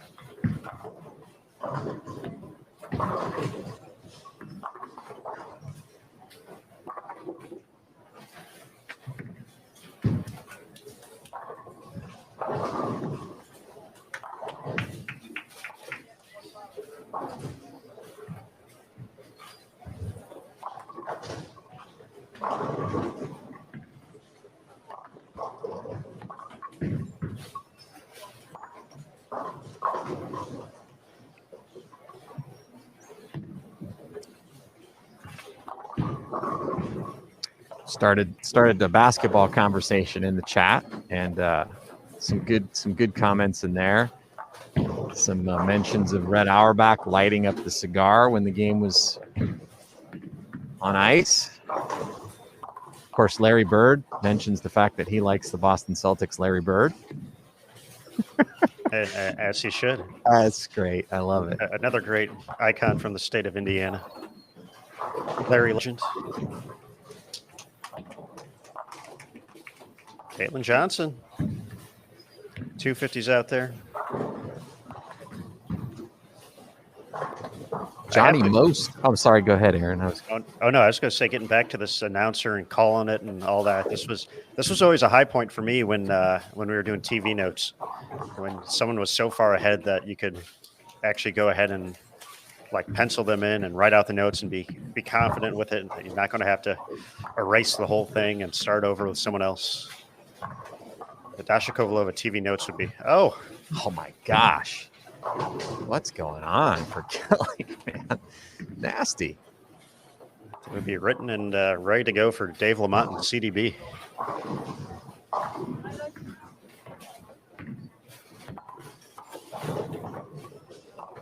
I was just going to give a shout out to Johnny Most. He was the Celtics announcer, contemporary of Chick Hearn, and I'll never forget his call because I hated the Pistons with a passion.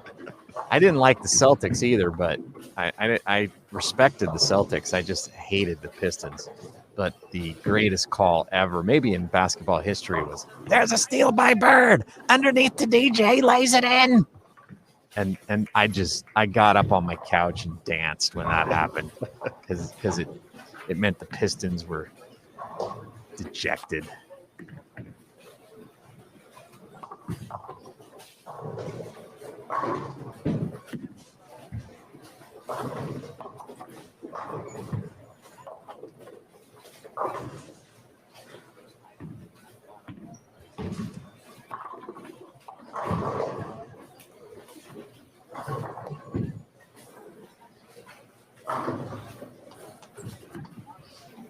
Well, Caitlin Johnson's trying to fight for a spot, and she's pulling a big game. And this is going to be a great trios game right here.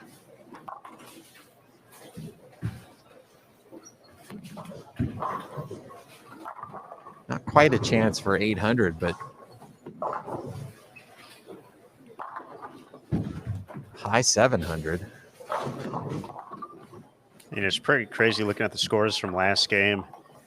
There were two 245s, one from Shannon O'Keefe and one from Diana Z, and this pair potentially could have 3 games of 255 plus.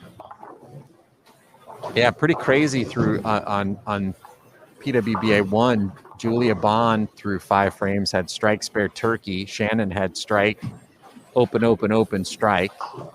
And now Shannon can shoot 226, and Julia's best possible game's 186.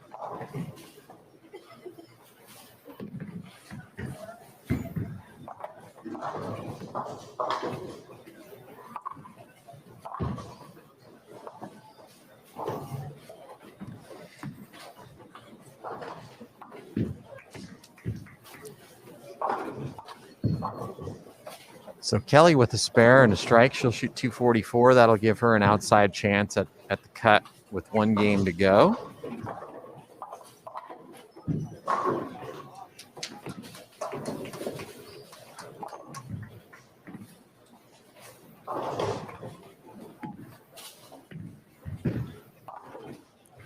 Just like a little bit of transition at the end of the game here for those two.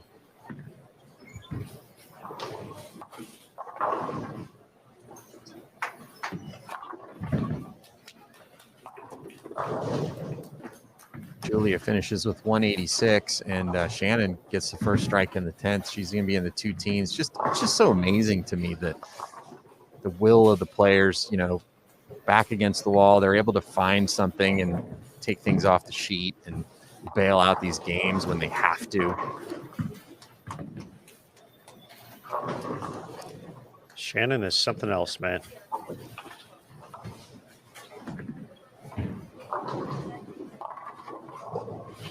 Kelly's going to get to plus 121. I still think that's my favorite stat of the season so far, is that she's essentially a game away from continuing her run to make every single top 12 match play appearance, whatever it may be. Everything that we've thrown at her so far this year, she has found a way to essentially make it to either the championship round or the round before the championship round. Yeah, no, it's she's very close to having just as great a season as she had in 2019. Just one ball choice here or a break here, and she could very easily have 3 titles or 4 titles this year. She missed a show by 1 pin earlier in the season. Made the last 2 shows, finished second and third, and just one thing going her way in any of those matches, and she could have hoisted the title. She admitted. Now go ahead, Darren. I was going to say, in last week, she admitted, starting off with the wrong ball, made the ball change, and ended up putting some pressure on Verity toward the end to make sure she had a mark in the 10th. But yeah, stepping up in the 10th with a chance to win against Kelly the week before that could be very, very close to 3 titles. Yeah, and I was surprised that the shot she made there. I mean, I know she was starting to lose that lane a little bit, but those were the strikes that she was getting in 2019, and she absolutely had to have them. But she just gives herself so many chances, and that's the thing that great players do. They just keep finding a way to throw the strikes when they need them to continue on in the tournament. And she's just given herself a lot of chances this year, able to capitalize on one, obviously.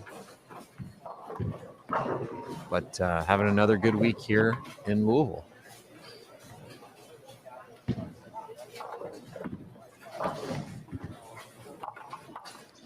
.247, 247, 244 on 15 and 16.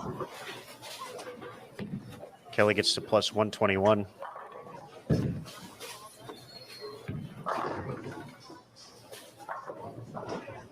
Plus 173 for Jordan. Plus 198 for Caitlin Johnson.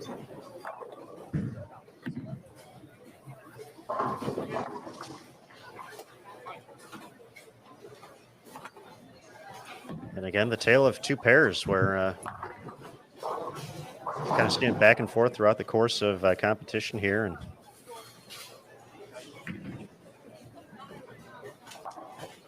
Brianna Cote at plus 204 entering this game in 10th place. 3 splits, max score 192. She's going to need the back 5 to do that.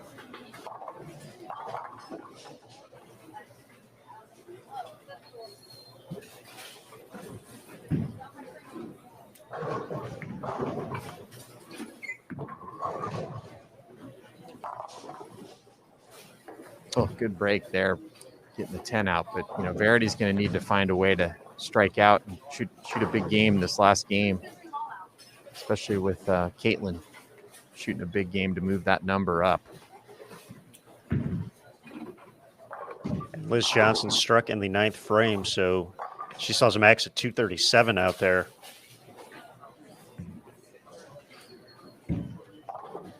So that separation between 11 and 12. It's going to tighten up a little bit, but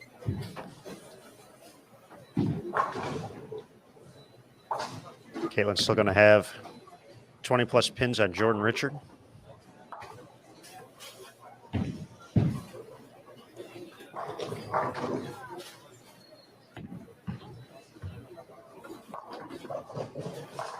This top 12 just got a lot more interesting, Aaron, and I'm not talking about the cut to make it this next game. I'm talking about once we start the round of 12, basically everybody's going to have a chance to get to the show. Yeah, it's shaping up to look like that. Well, outside of first place, nobody's getting there. But yeah, we've already put that one in the refrigerator. In the fridge.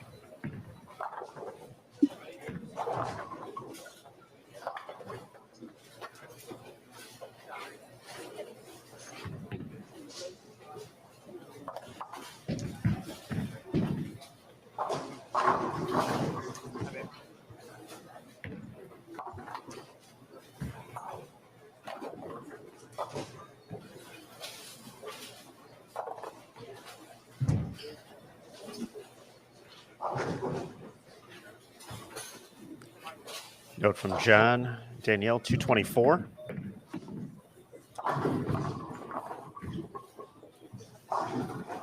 Another player on the outside looking in, that would put her at plus 152.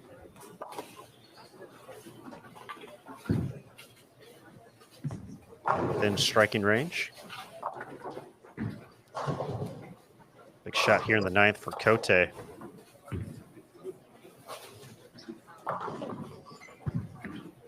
Second I get back, and not quite all the way up the hill. It's 2-8. Drops her max into the 170s. So Caitlin Johnson will pass Brianna Cote. More than likely fall behind Liz Johnson as well.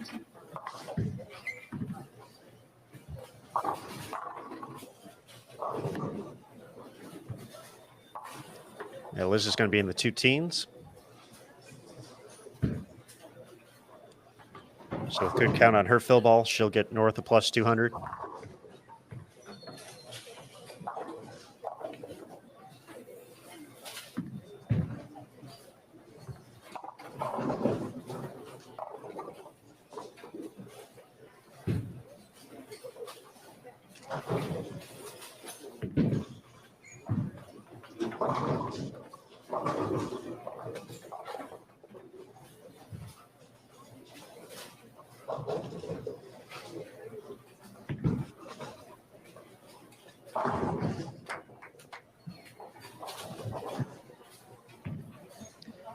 .232 out there for Maria Jose Rodriguez.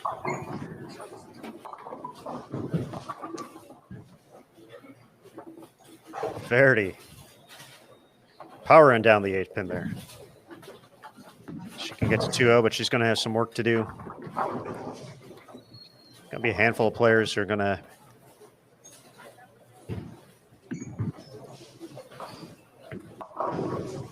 have an opportunity or chance to put together a big game to make a run at the number. Maria needed that hit to get into the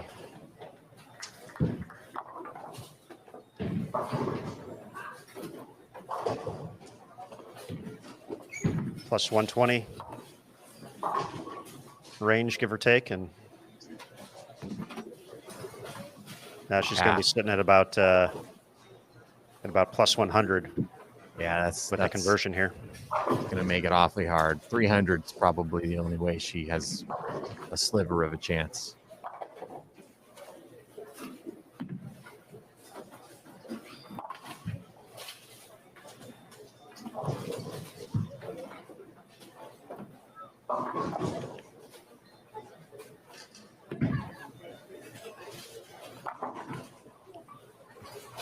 But, you know, with Brianna shooting 160 here, potentially, could open the door for somebody to sneak in with a big game.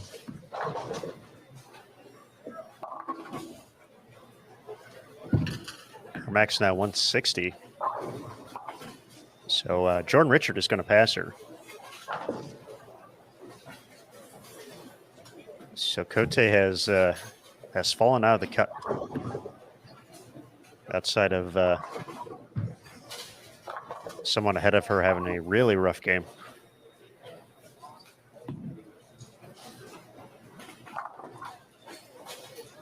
Three players passing her in game 5 of the day. Game is 17 overall.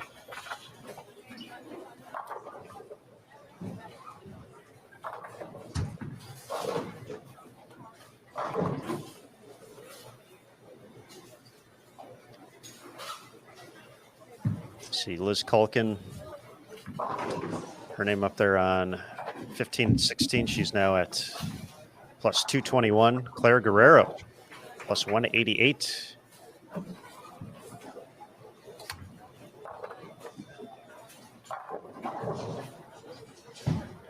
Heading in the wrong direction.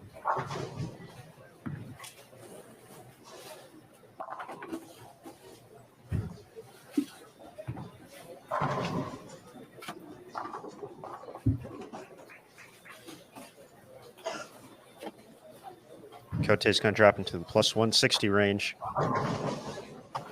With one left to go.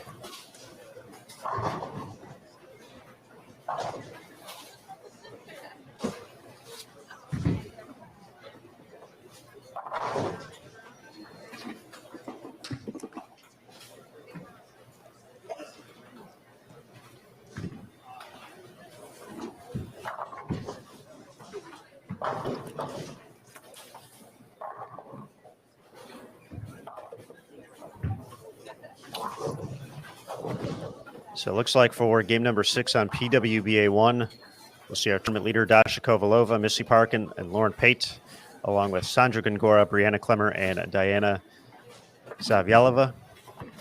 Over on 15 through 18 PWBA 2, Brianna Andrew, Clara Guerrero, Liz Culkin, along with Danielle McEwen, Melanie McDaniel, and Birgit Norreichs.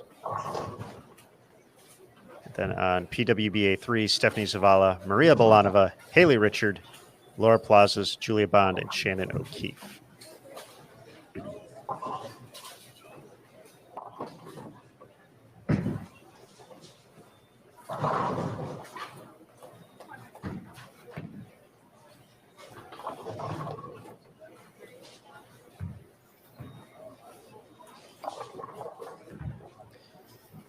According to the scoreboards up there, Birgit at plus 283. Looks like Danielle up to plus 184.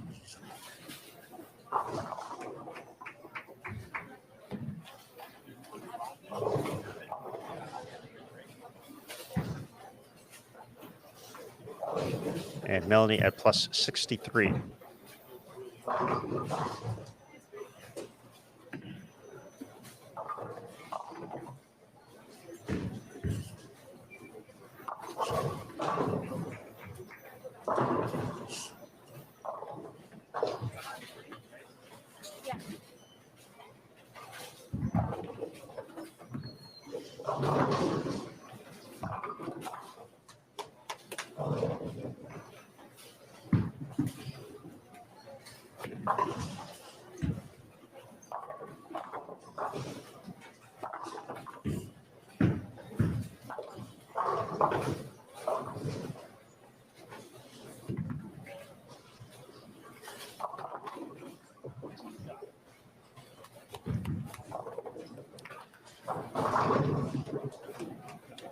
As we settle into game 6, I want to give a shout out to I Am Bowling, Logo Infusion's newest bowling apparel brand. Be sure to visit them at iambowling.com, a proud apparel sponsor on the PWBA Tour. I Am Bowling, Logo Infusion's newest bowling apparel brand.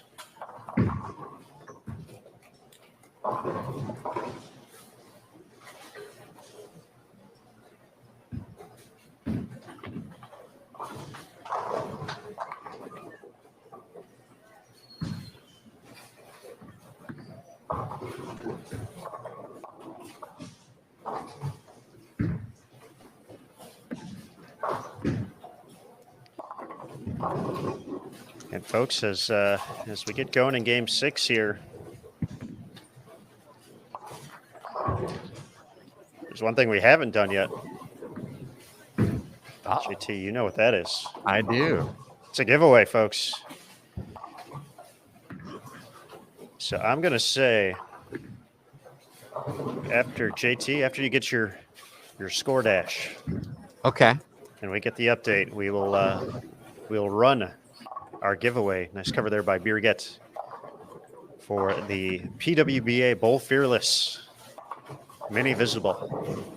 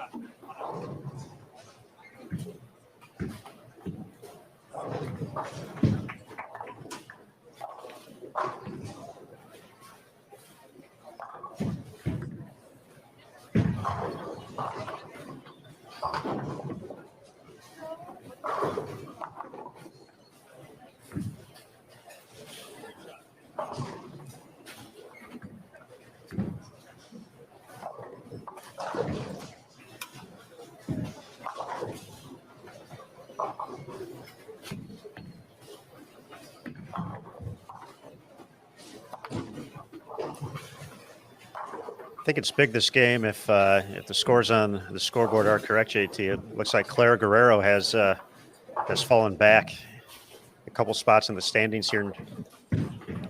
Looks to be at plus 188. The scores up on the scoreboard, and she is now right in the mix for players trying to hold on to spots in the top 12.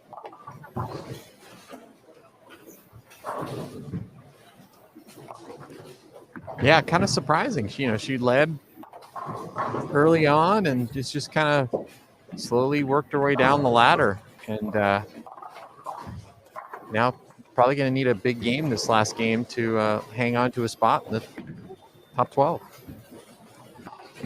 She went 227 over for her first 6 games and has not averaged 200 since. And we do have our score dash update, and we'll start at the top once again. Dasha Kovalova just running away and hiding, plus 558. She is our leader. She's got a 248 pin lead over second, which is Julia Bond. Julia shot 186 that last game, but she's still in second, plus 310. Diana Z in third at plus 295. Birgit in fourth at plus 283. Missy Parkin in fifth at plus 282. And Shannon O'Keefe is in sixth at plus 252. Liz Culkin in seventh at plus 221. Liz Johnson in eighth at plus 201. Caitlin Johnson in ninth, tied with Brianna Clemmer, who shot 143 last game at plus 198. Clara Guerrero in 11th at plus 188. She shot 159 last game. And Danielle McEwen is actually in 12th at plus 184. Jordan Richard just outside at plus 173, and Brianna Cote, who shot 159 the last game, at plus 163. So, yeah, that was a pretty crazy last game. There were quite a few sub 200 scores out there for players in the top 12. Julia 186, Diana Z 189, Birgit 178, Missy 179, Liz Culkin 193, Clemmer 143, like you mentioned, Guerrero 159. So Danielle McEwen and Jordan Richard, the biggest benefactors. Danielle gets into the top 12 for the first time. Great cover there by Clara the third. JT, with your successful read of the score updates, we will start the giveaway, folks. So you look for the prompt in the bottom left-hand corner of your screen. It'll say a giveaway will begin shortly. We'll count down for 60 seconds. And then in that very same spot after that, you'll see another prompt that says the giveaway has begun. And then you'll click on the submit entry button. That's all you have to do. Click submit entry once you see it on your screen. If you are in full screen mode, we do recommend you go ahead and take it out of full screen just for the giveaway. Make sure you can see the chat. So good luck, everybody. PWBA Mini Visible, Bowl Fearless, up for grabs.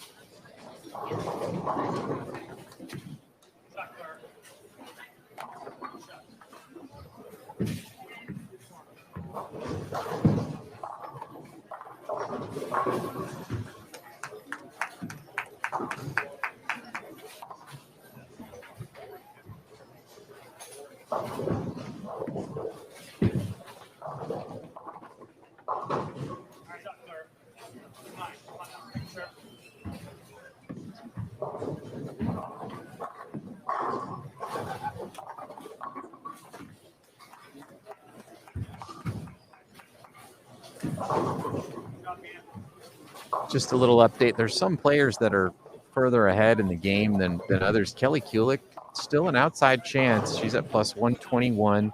She's got a possible 279, which would get her to plus 200. Remember, the cut score currently is at plus 184. Caitlin Johnson has a nice game going. Possible 244, 240, 45, sorry. It's hard to see from where I'm sitting. Jordan Richard has a good game going. Possible 245 for her with just 3 frames left. Julia Bond struggling this game. She's got 72 in the 5th. She's over on PWBA 3. Shannon O'Keefe, Dutch 200 through 5 frames.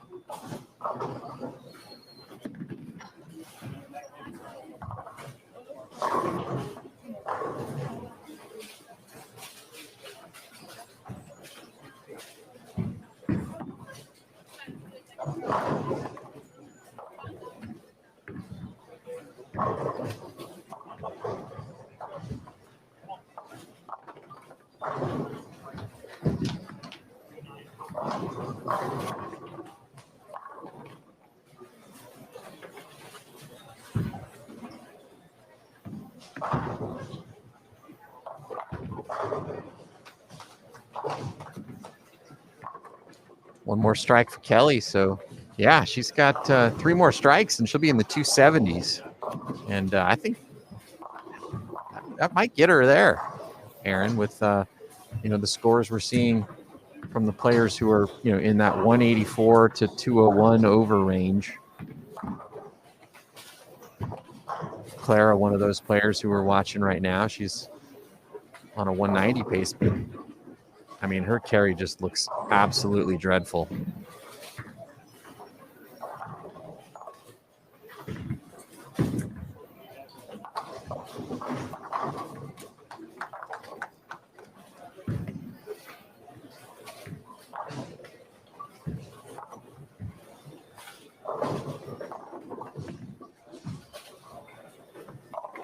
Colkin just, that's her first strike of the game, but I mean, that was almost missed the head pin left.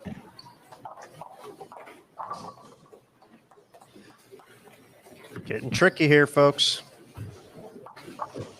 Except for Kelly Kulik. Yeah, and it, wasn't this the pair that the 3 just shot 780 on between them? Just about, yeah.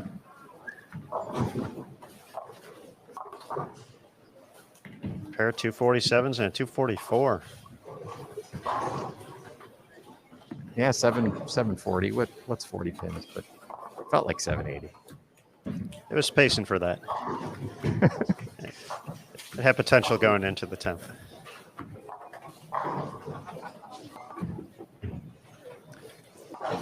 Let's see if DMAC can make it 3 in a row. She was the number heading into this game, plus 184.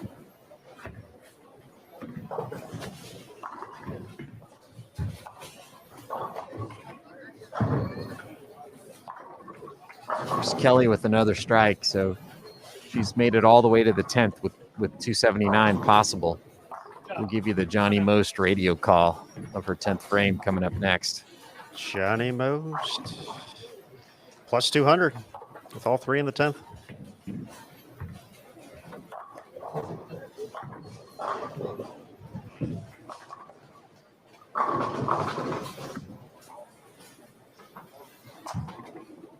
And Clara cannot buy a strike right now. No. I mean, man, just needs to grind it out, make her spares, maybe catch a double. I think that's about all she can hope for. I mean, based off of, if Kelly gets there, she's going to have to find a way to get to 213 to make sure Kelly doesn't pass her for a spot in the top 12.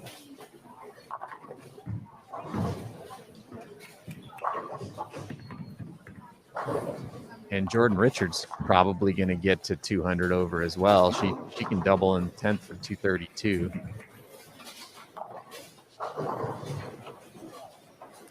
Get her plus 205. Kelly, first shot in the 10th. Here we go.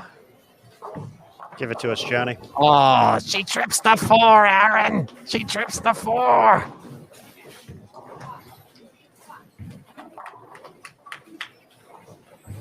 She's in the 260s.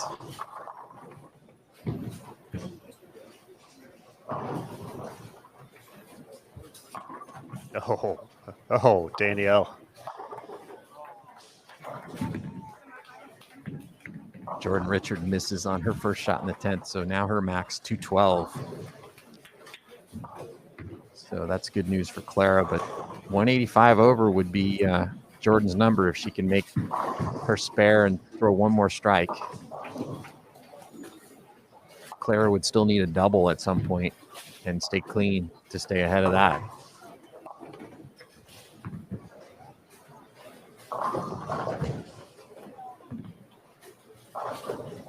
And it's high flush for Kelly Kulick, and she's in the 270s. And she may steal a spot in this finals.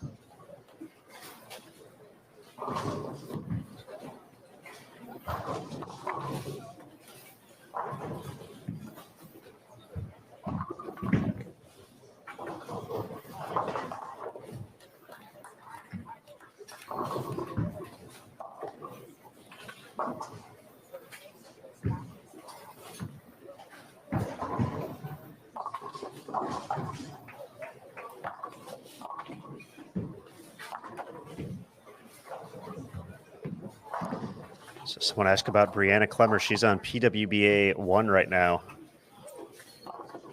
Pair of spares and a double through 4. Trending in the right direction.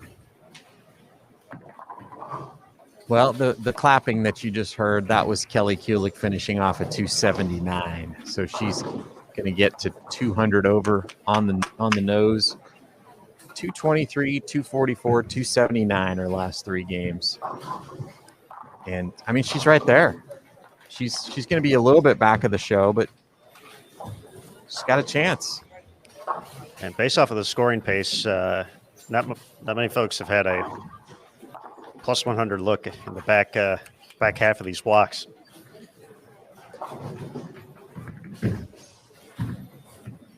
Jordan got a 6 count on her fill ball, so she shoots 208. So that may be big.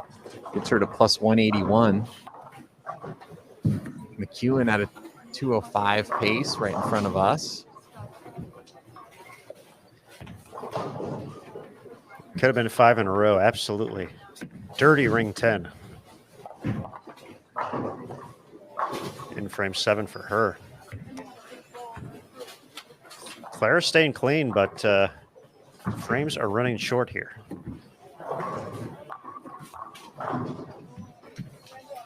Yeah, she's on a 191 pace, so if she ends up shooting 191, that would put her at 179. That would put her behind Jordan. So she's going to need to find a way to catch a double and stay clean.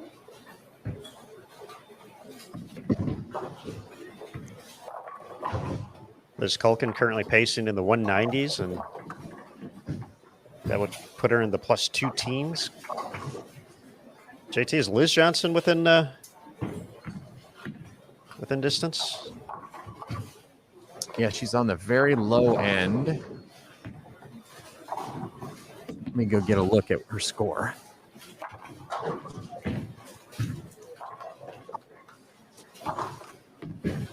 Liz J was at plus 201 in 8th place.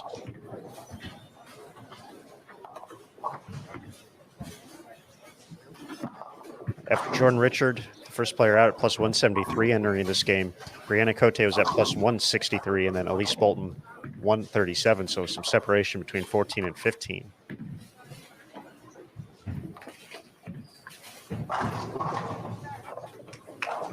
Foundation frame, big shot here for Danielle McEwen. Oh, fantastic shot, D-Mac. Liz has a fill ball for 201. Ooh. That's an important fill ball then, because she's at plus 201. So hit the pocket, Liz. Like she 8-10'd. 8-10 for 199. And Clara. Oh. The 4-9. Things are getting crazy here. She got the 10 out, so it's 200 on the nose. So she stays at plus 201, so she's still ahead of Kelly.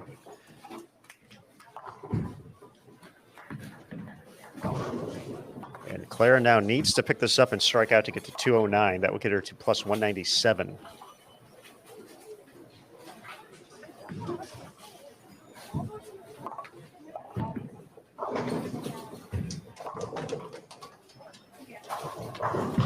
Julia Bond finished with 222. She went off the sheet from the 5th when we mentioned she was in trouble.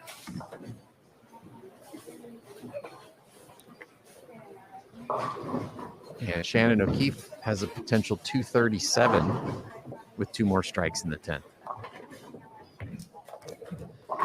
Claire's max now 197, JT. It's plus 185.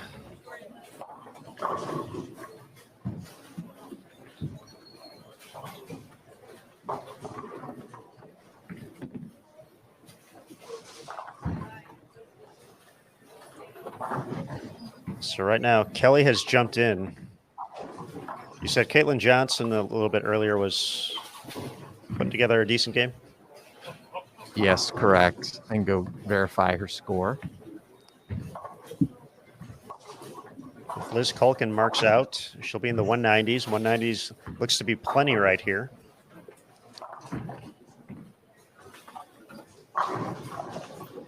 So big shot here for Danielle McKeown.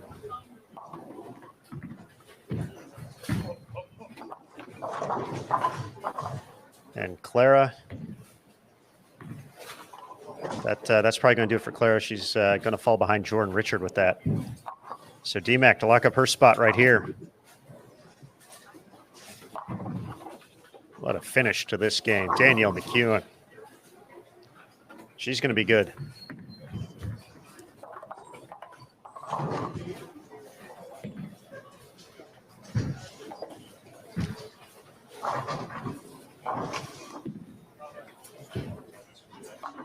$202 for Caitlin. So she ended up with on 200 over.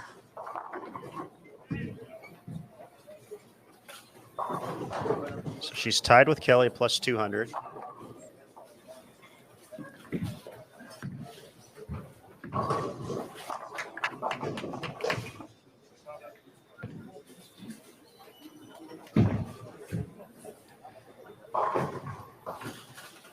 So Liz Culkin just needs to stay clean here. She'll be good. Danielle's going to give away a couple pins there, but she's going to get into the plus 200 range. Looks like she's going to hold on to her spot.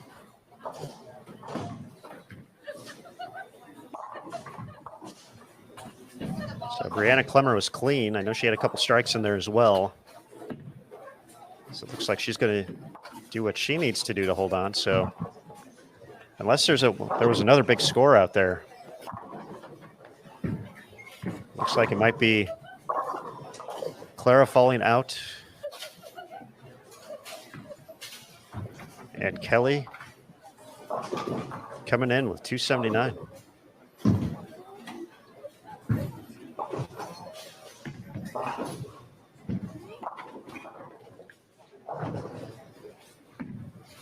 Pretty crazy.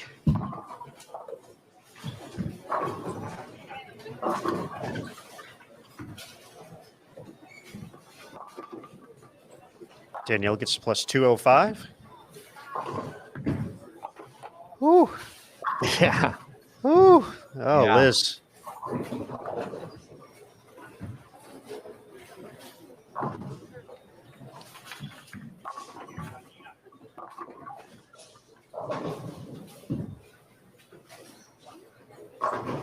Just good count for Liz, and she's locked in.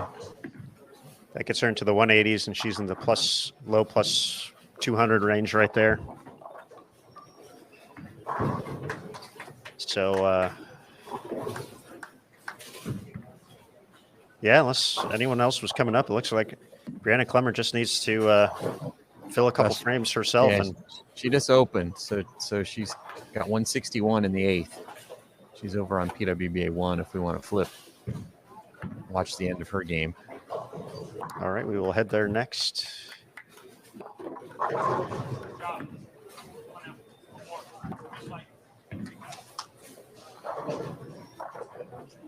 In just a moment. Take a look at Liz Culkin's first shot of the 10th.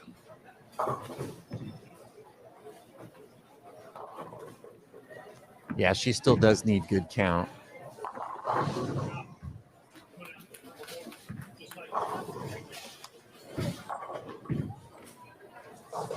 And of course, that's how it works after a game of trying to carry and things not going your way. Clara gets the first hit in the 10th. I mean, if Liz were to big 4 here, she could still slip below 200. So, not over yet.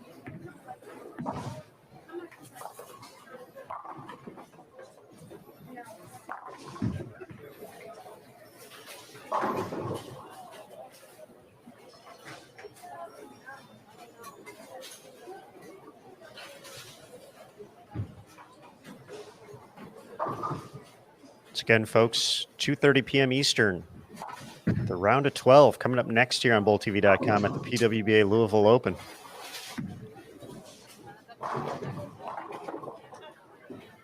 And then tonight, 6 p.m. Eastern, the stepladder finals.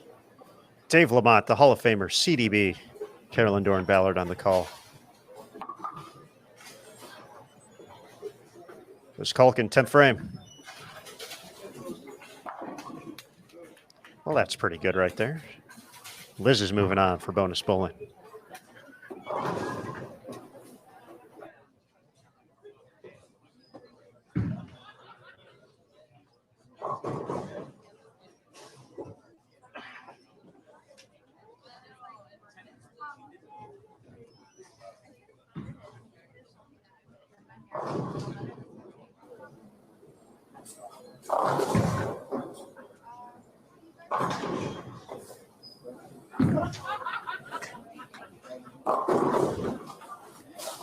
All right, heading over to 13 and 14, Brianna Clemmer off the open of the 8th, 9th frame. You can tell from her body language there did not like that one off her hand. And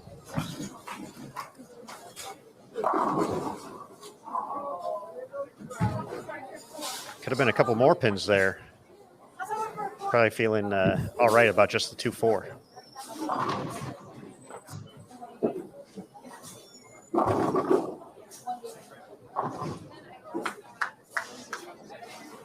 Diana Z is going to be moving on. As is Missy, our tournament leader, Dasha. We'll get one more look at her.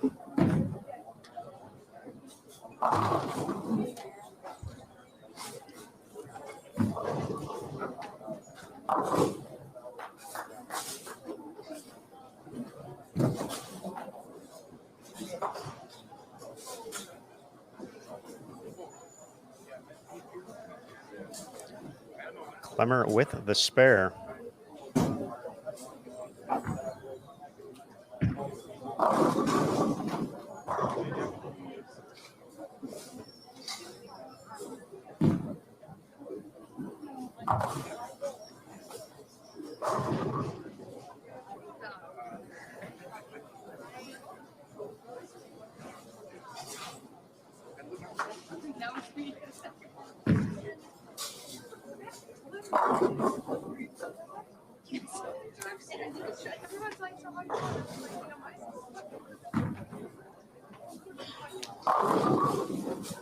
And I think Clemmer's still going to be safe here with just good count, JT.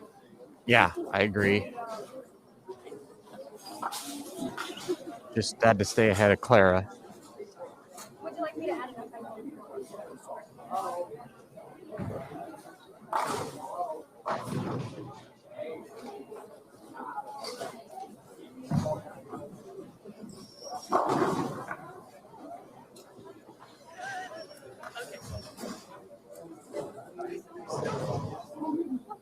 Misses the head pin right, 1-2-8.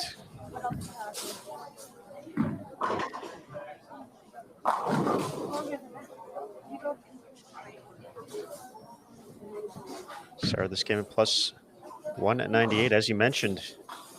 143 last game, 182 the game before that. But she's just going to hang on whether she makes this or not, and will be the number, according to our math, unofficially. 187 drops her to plus 185. Jordan Richard was at plus 181. Clara was going to be in the plus 170s if she struck out. I don't think we had a report on Brianna Cote that game. She was struggling. She was struggling? Okay. Yeah, I didn't see her final score, but she didn't have much more than 180 possible.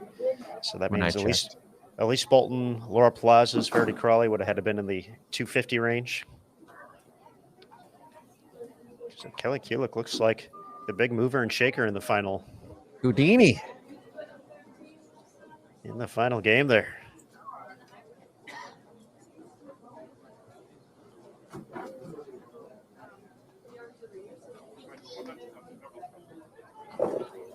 She left.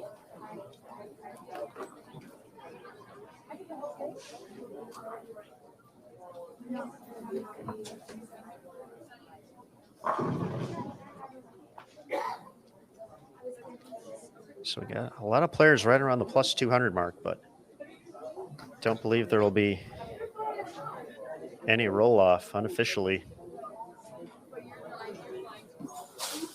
Liz Johnson at plus 201, Kelly Kulik and Caitlin Johnson at plus 200. Danielle fired a 221 game to get to plus 205. Brianna Klemmer, we believe, is going to be the number at plus 185.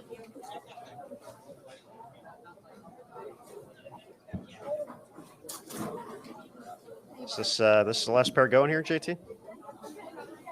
It is.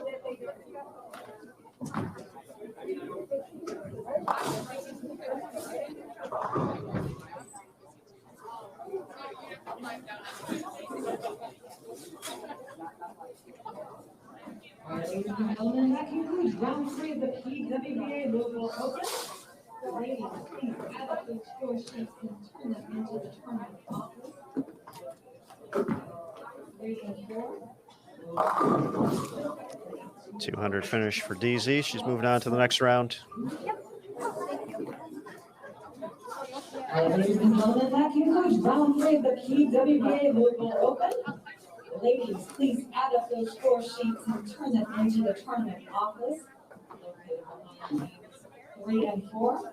We will have those scores verified and announced who will advance to our top 12, starting at 2:30. All right, JT. Competition has concluded here in the round of 32 at the PWBA Louisville Open. We'll bring it back to us here, and there we are. And the show still belongs to Dasha Kovalova. Just downright impressive what she's been able to do at this facility now over the course of 2 seasons, 2 different oil patterns, although certainly some similarities. But it's her tournament right now. It is. I mean, we already put it in the refrigerator. She's the leader. So that's not why you're tuning in to watch at 2:30 Eastern. She's going to lead the tournament. It's going to be a race to see who makes the show with her. And basically everybody who's in that top 12 is going to have a chance. The players, Julia Bond got off to a red hot start, but, kind of sputtered at the end of the block to, let a whole bunch of other players into the mix. And, Diana Z bowled okay today. She had one game over 240, and then everything else was in the 190 range. And so she's going to have to figure something else out for this round of 12 coming up. Shannon O'Keefe made a nice move. She's going to be right there around the number for the show. But Kelly Kulik, man, she just came out of nowhere the last 3 games. Everybody's struggling, can't figure out how to shoot 200. And Kelly goes 223, 244, 279, and makes the cut. And now she's looking like, she's poised to make a run at another show. So that's what you're tuning in for at 2:30. Yeah, that would be 4 out of 6 shows if Kelly was able to make the run. And we saw it. We saw it just last week. Daria Payuk making the run from 11th all the way up to leading the tournament. That's probably not going to happen this week. But yes, the show definitely in play. Yeah, it's been pretty crazy to kind of watch it develop, this 44-foot pattern.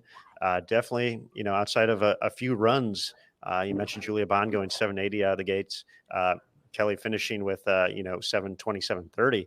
Other than that, it was pretty tame round as far as scoring pace was concerned. And they're going to get laid down one more time, so potentially going to get a little bit more interesting out there for this final 6-game block coming up. Again at 2:30 p.m. Eastern, which is 1:30 my time, which means it's about 90 minutes away, JT. Yeah. We've got Bill running out there with the oil machine. We will stay on the air just to verify, our top 12 number. But you're really watching this next round to see which of those, number 2 through number 12 make it into the top 4, because the number 1 spot is locked up. Dasha Kovalova, she's going to have her own parking spot, office, bowling ball locker, potentially more at Executive Strike and Spare by the time it's all said and done. They may just give her the keys to the place if she continues like this.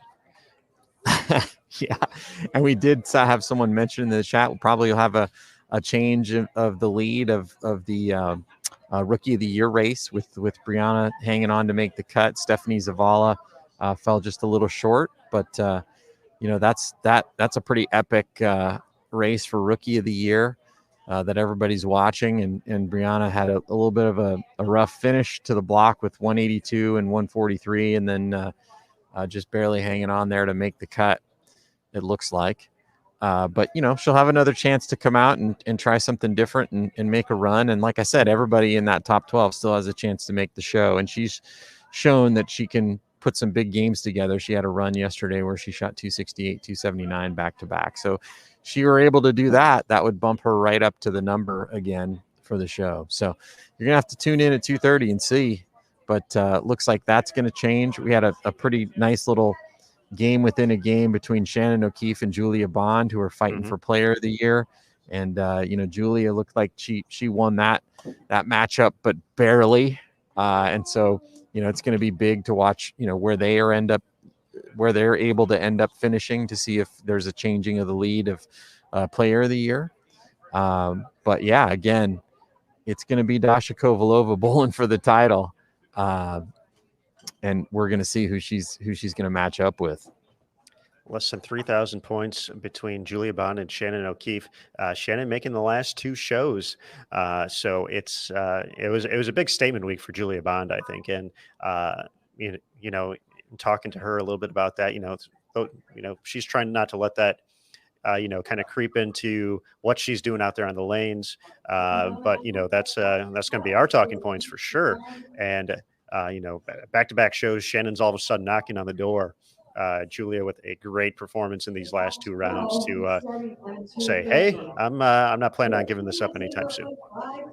And Tennille has the numbers. Qualifying second, Julia Bond. In third, Missy Parkin. Qualifying fourth, Diana Zabialova, plus 296. And Birgit up plus 286. Qualifying sixth, Shannon O'Keefe at 272. In seventh, Liz Culkin. Qualifying eighth, Danielle McEwen. Ninth, Liz Johnson at plus 201. Qualifying 10th and 11th, we have a tie at plus 200. Caitlin Johnson and Kelly Kulick. And your 12th and final qualifier at plus 185, Brianna Clemmer. Brianna Clemmer is our 12th and final qualifier. We did it, JT. We did it again. We did had it. the numbers right. 185 is the number. Our top 4, I believe, Dasha, Julia, Missy, Diana Z. Correct. Plus 296, but 296 is the number. Brianna Clemmer at 185. She could still get there. She's only 111 back. Kelly Kulik is just 96 back of the show, and she could certainly get there, especially with the run she made the last 3 games. But yeah, we've got our top 12. Tune in at 2:30 to see who makes the top 4. We already know one of them, as I've said about 4 times in this wrap up, Dasha Kovalova. But let's see who joins her on the show, and maybe one of them will be able to steal the title. We'll have Let's to go. see. All right, folks, as JT said, 2:30 p.m. Eastern, the time. Executive Strike and Spare and BowlTV.com, the place. Big thank you, as always, to USBC and BPAA and their board of directors for their continued support of the PWBA Tour. Kegel and Bill, my man, the official lane maintenance provider of the PWBA Tour. The players always putting on a show for us. We appreciate their dedication and effort to their craft in putting on a great performance each and every week. And of course, to the good folks at Bowl TV, thank you again, as always, for joining us here. We always have a great time. Looking forward to continuing that with you in just a little bit, about 90 minutes. We'll be back on the air for the round of 12, 6 more games to determine the top 4 here at the PWBA Louisville Open.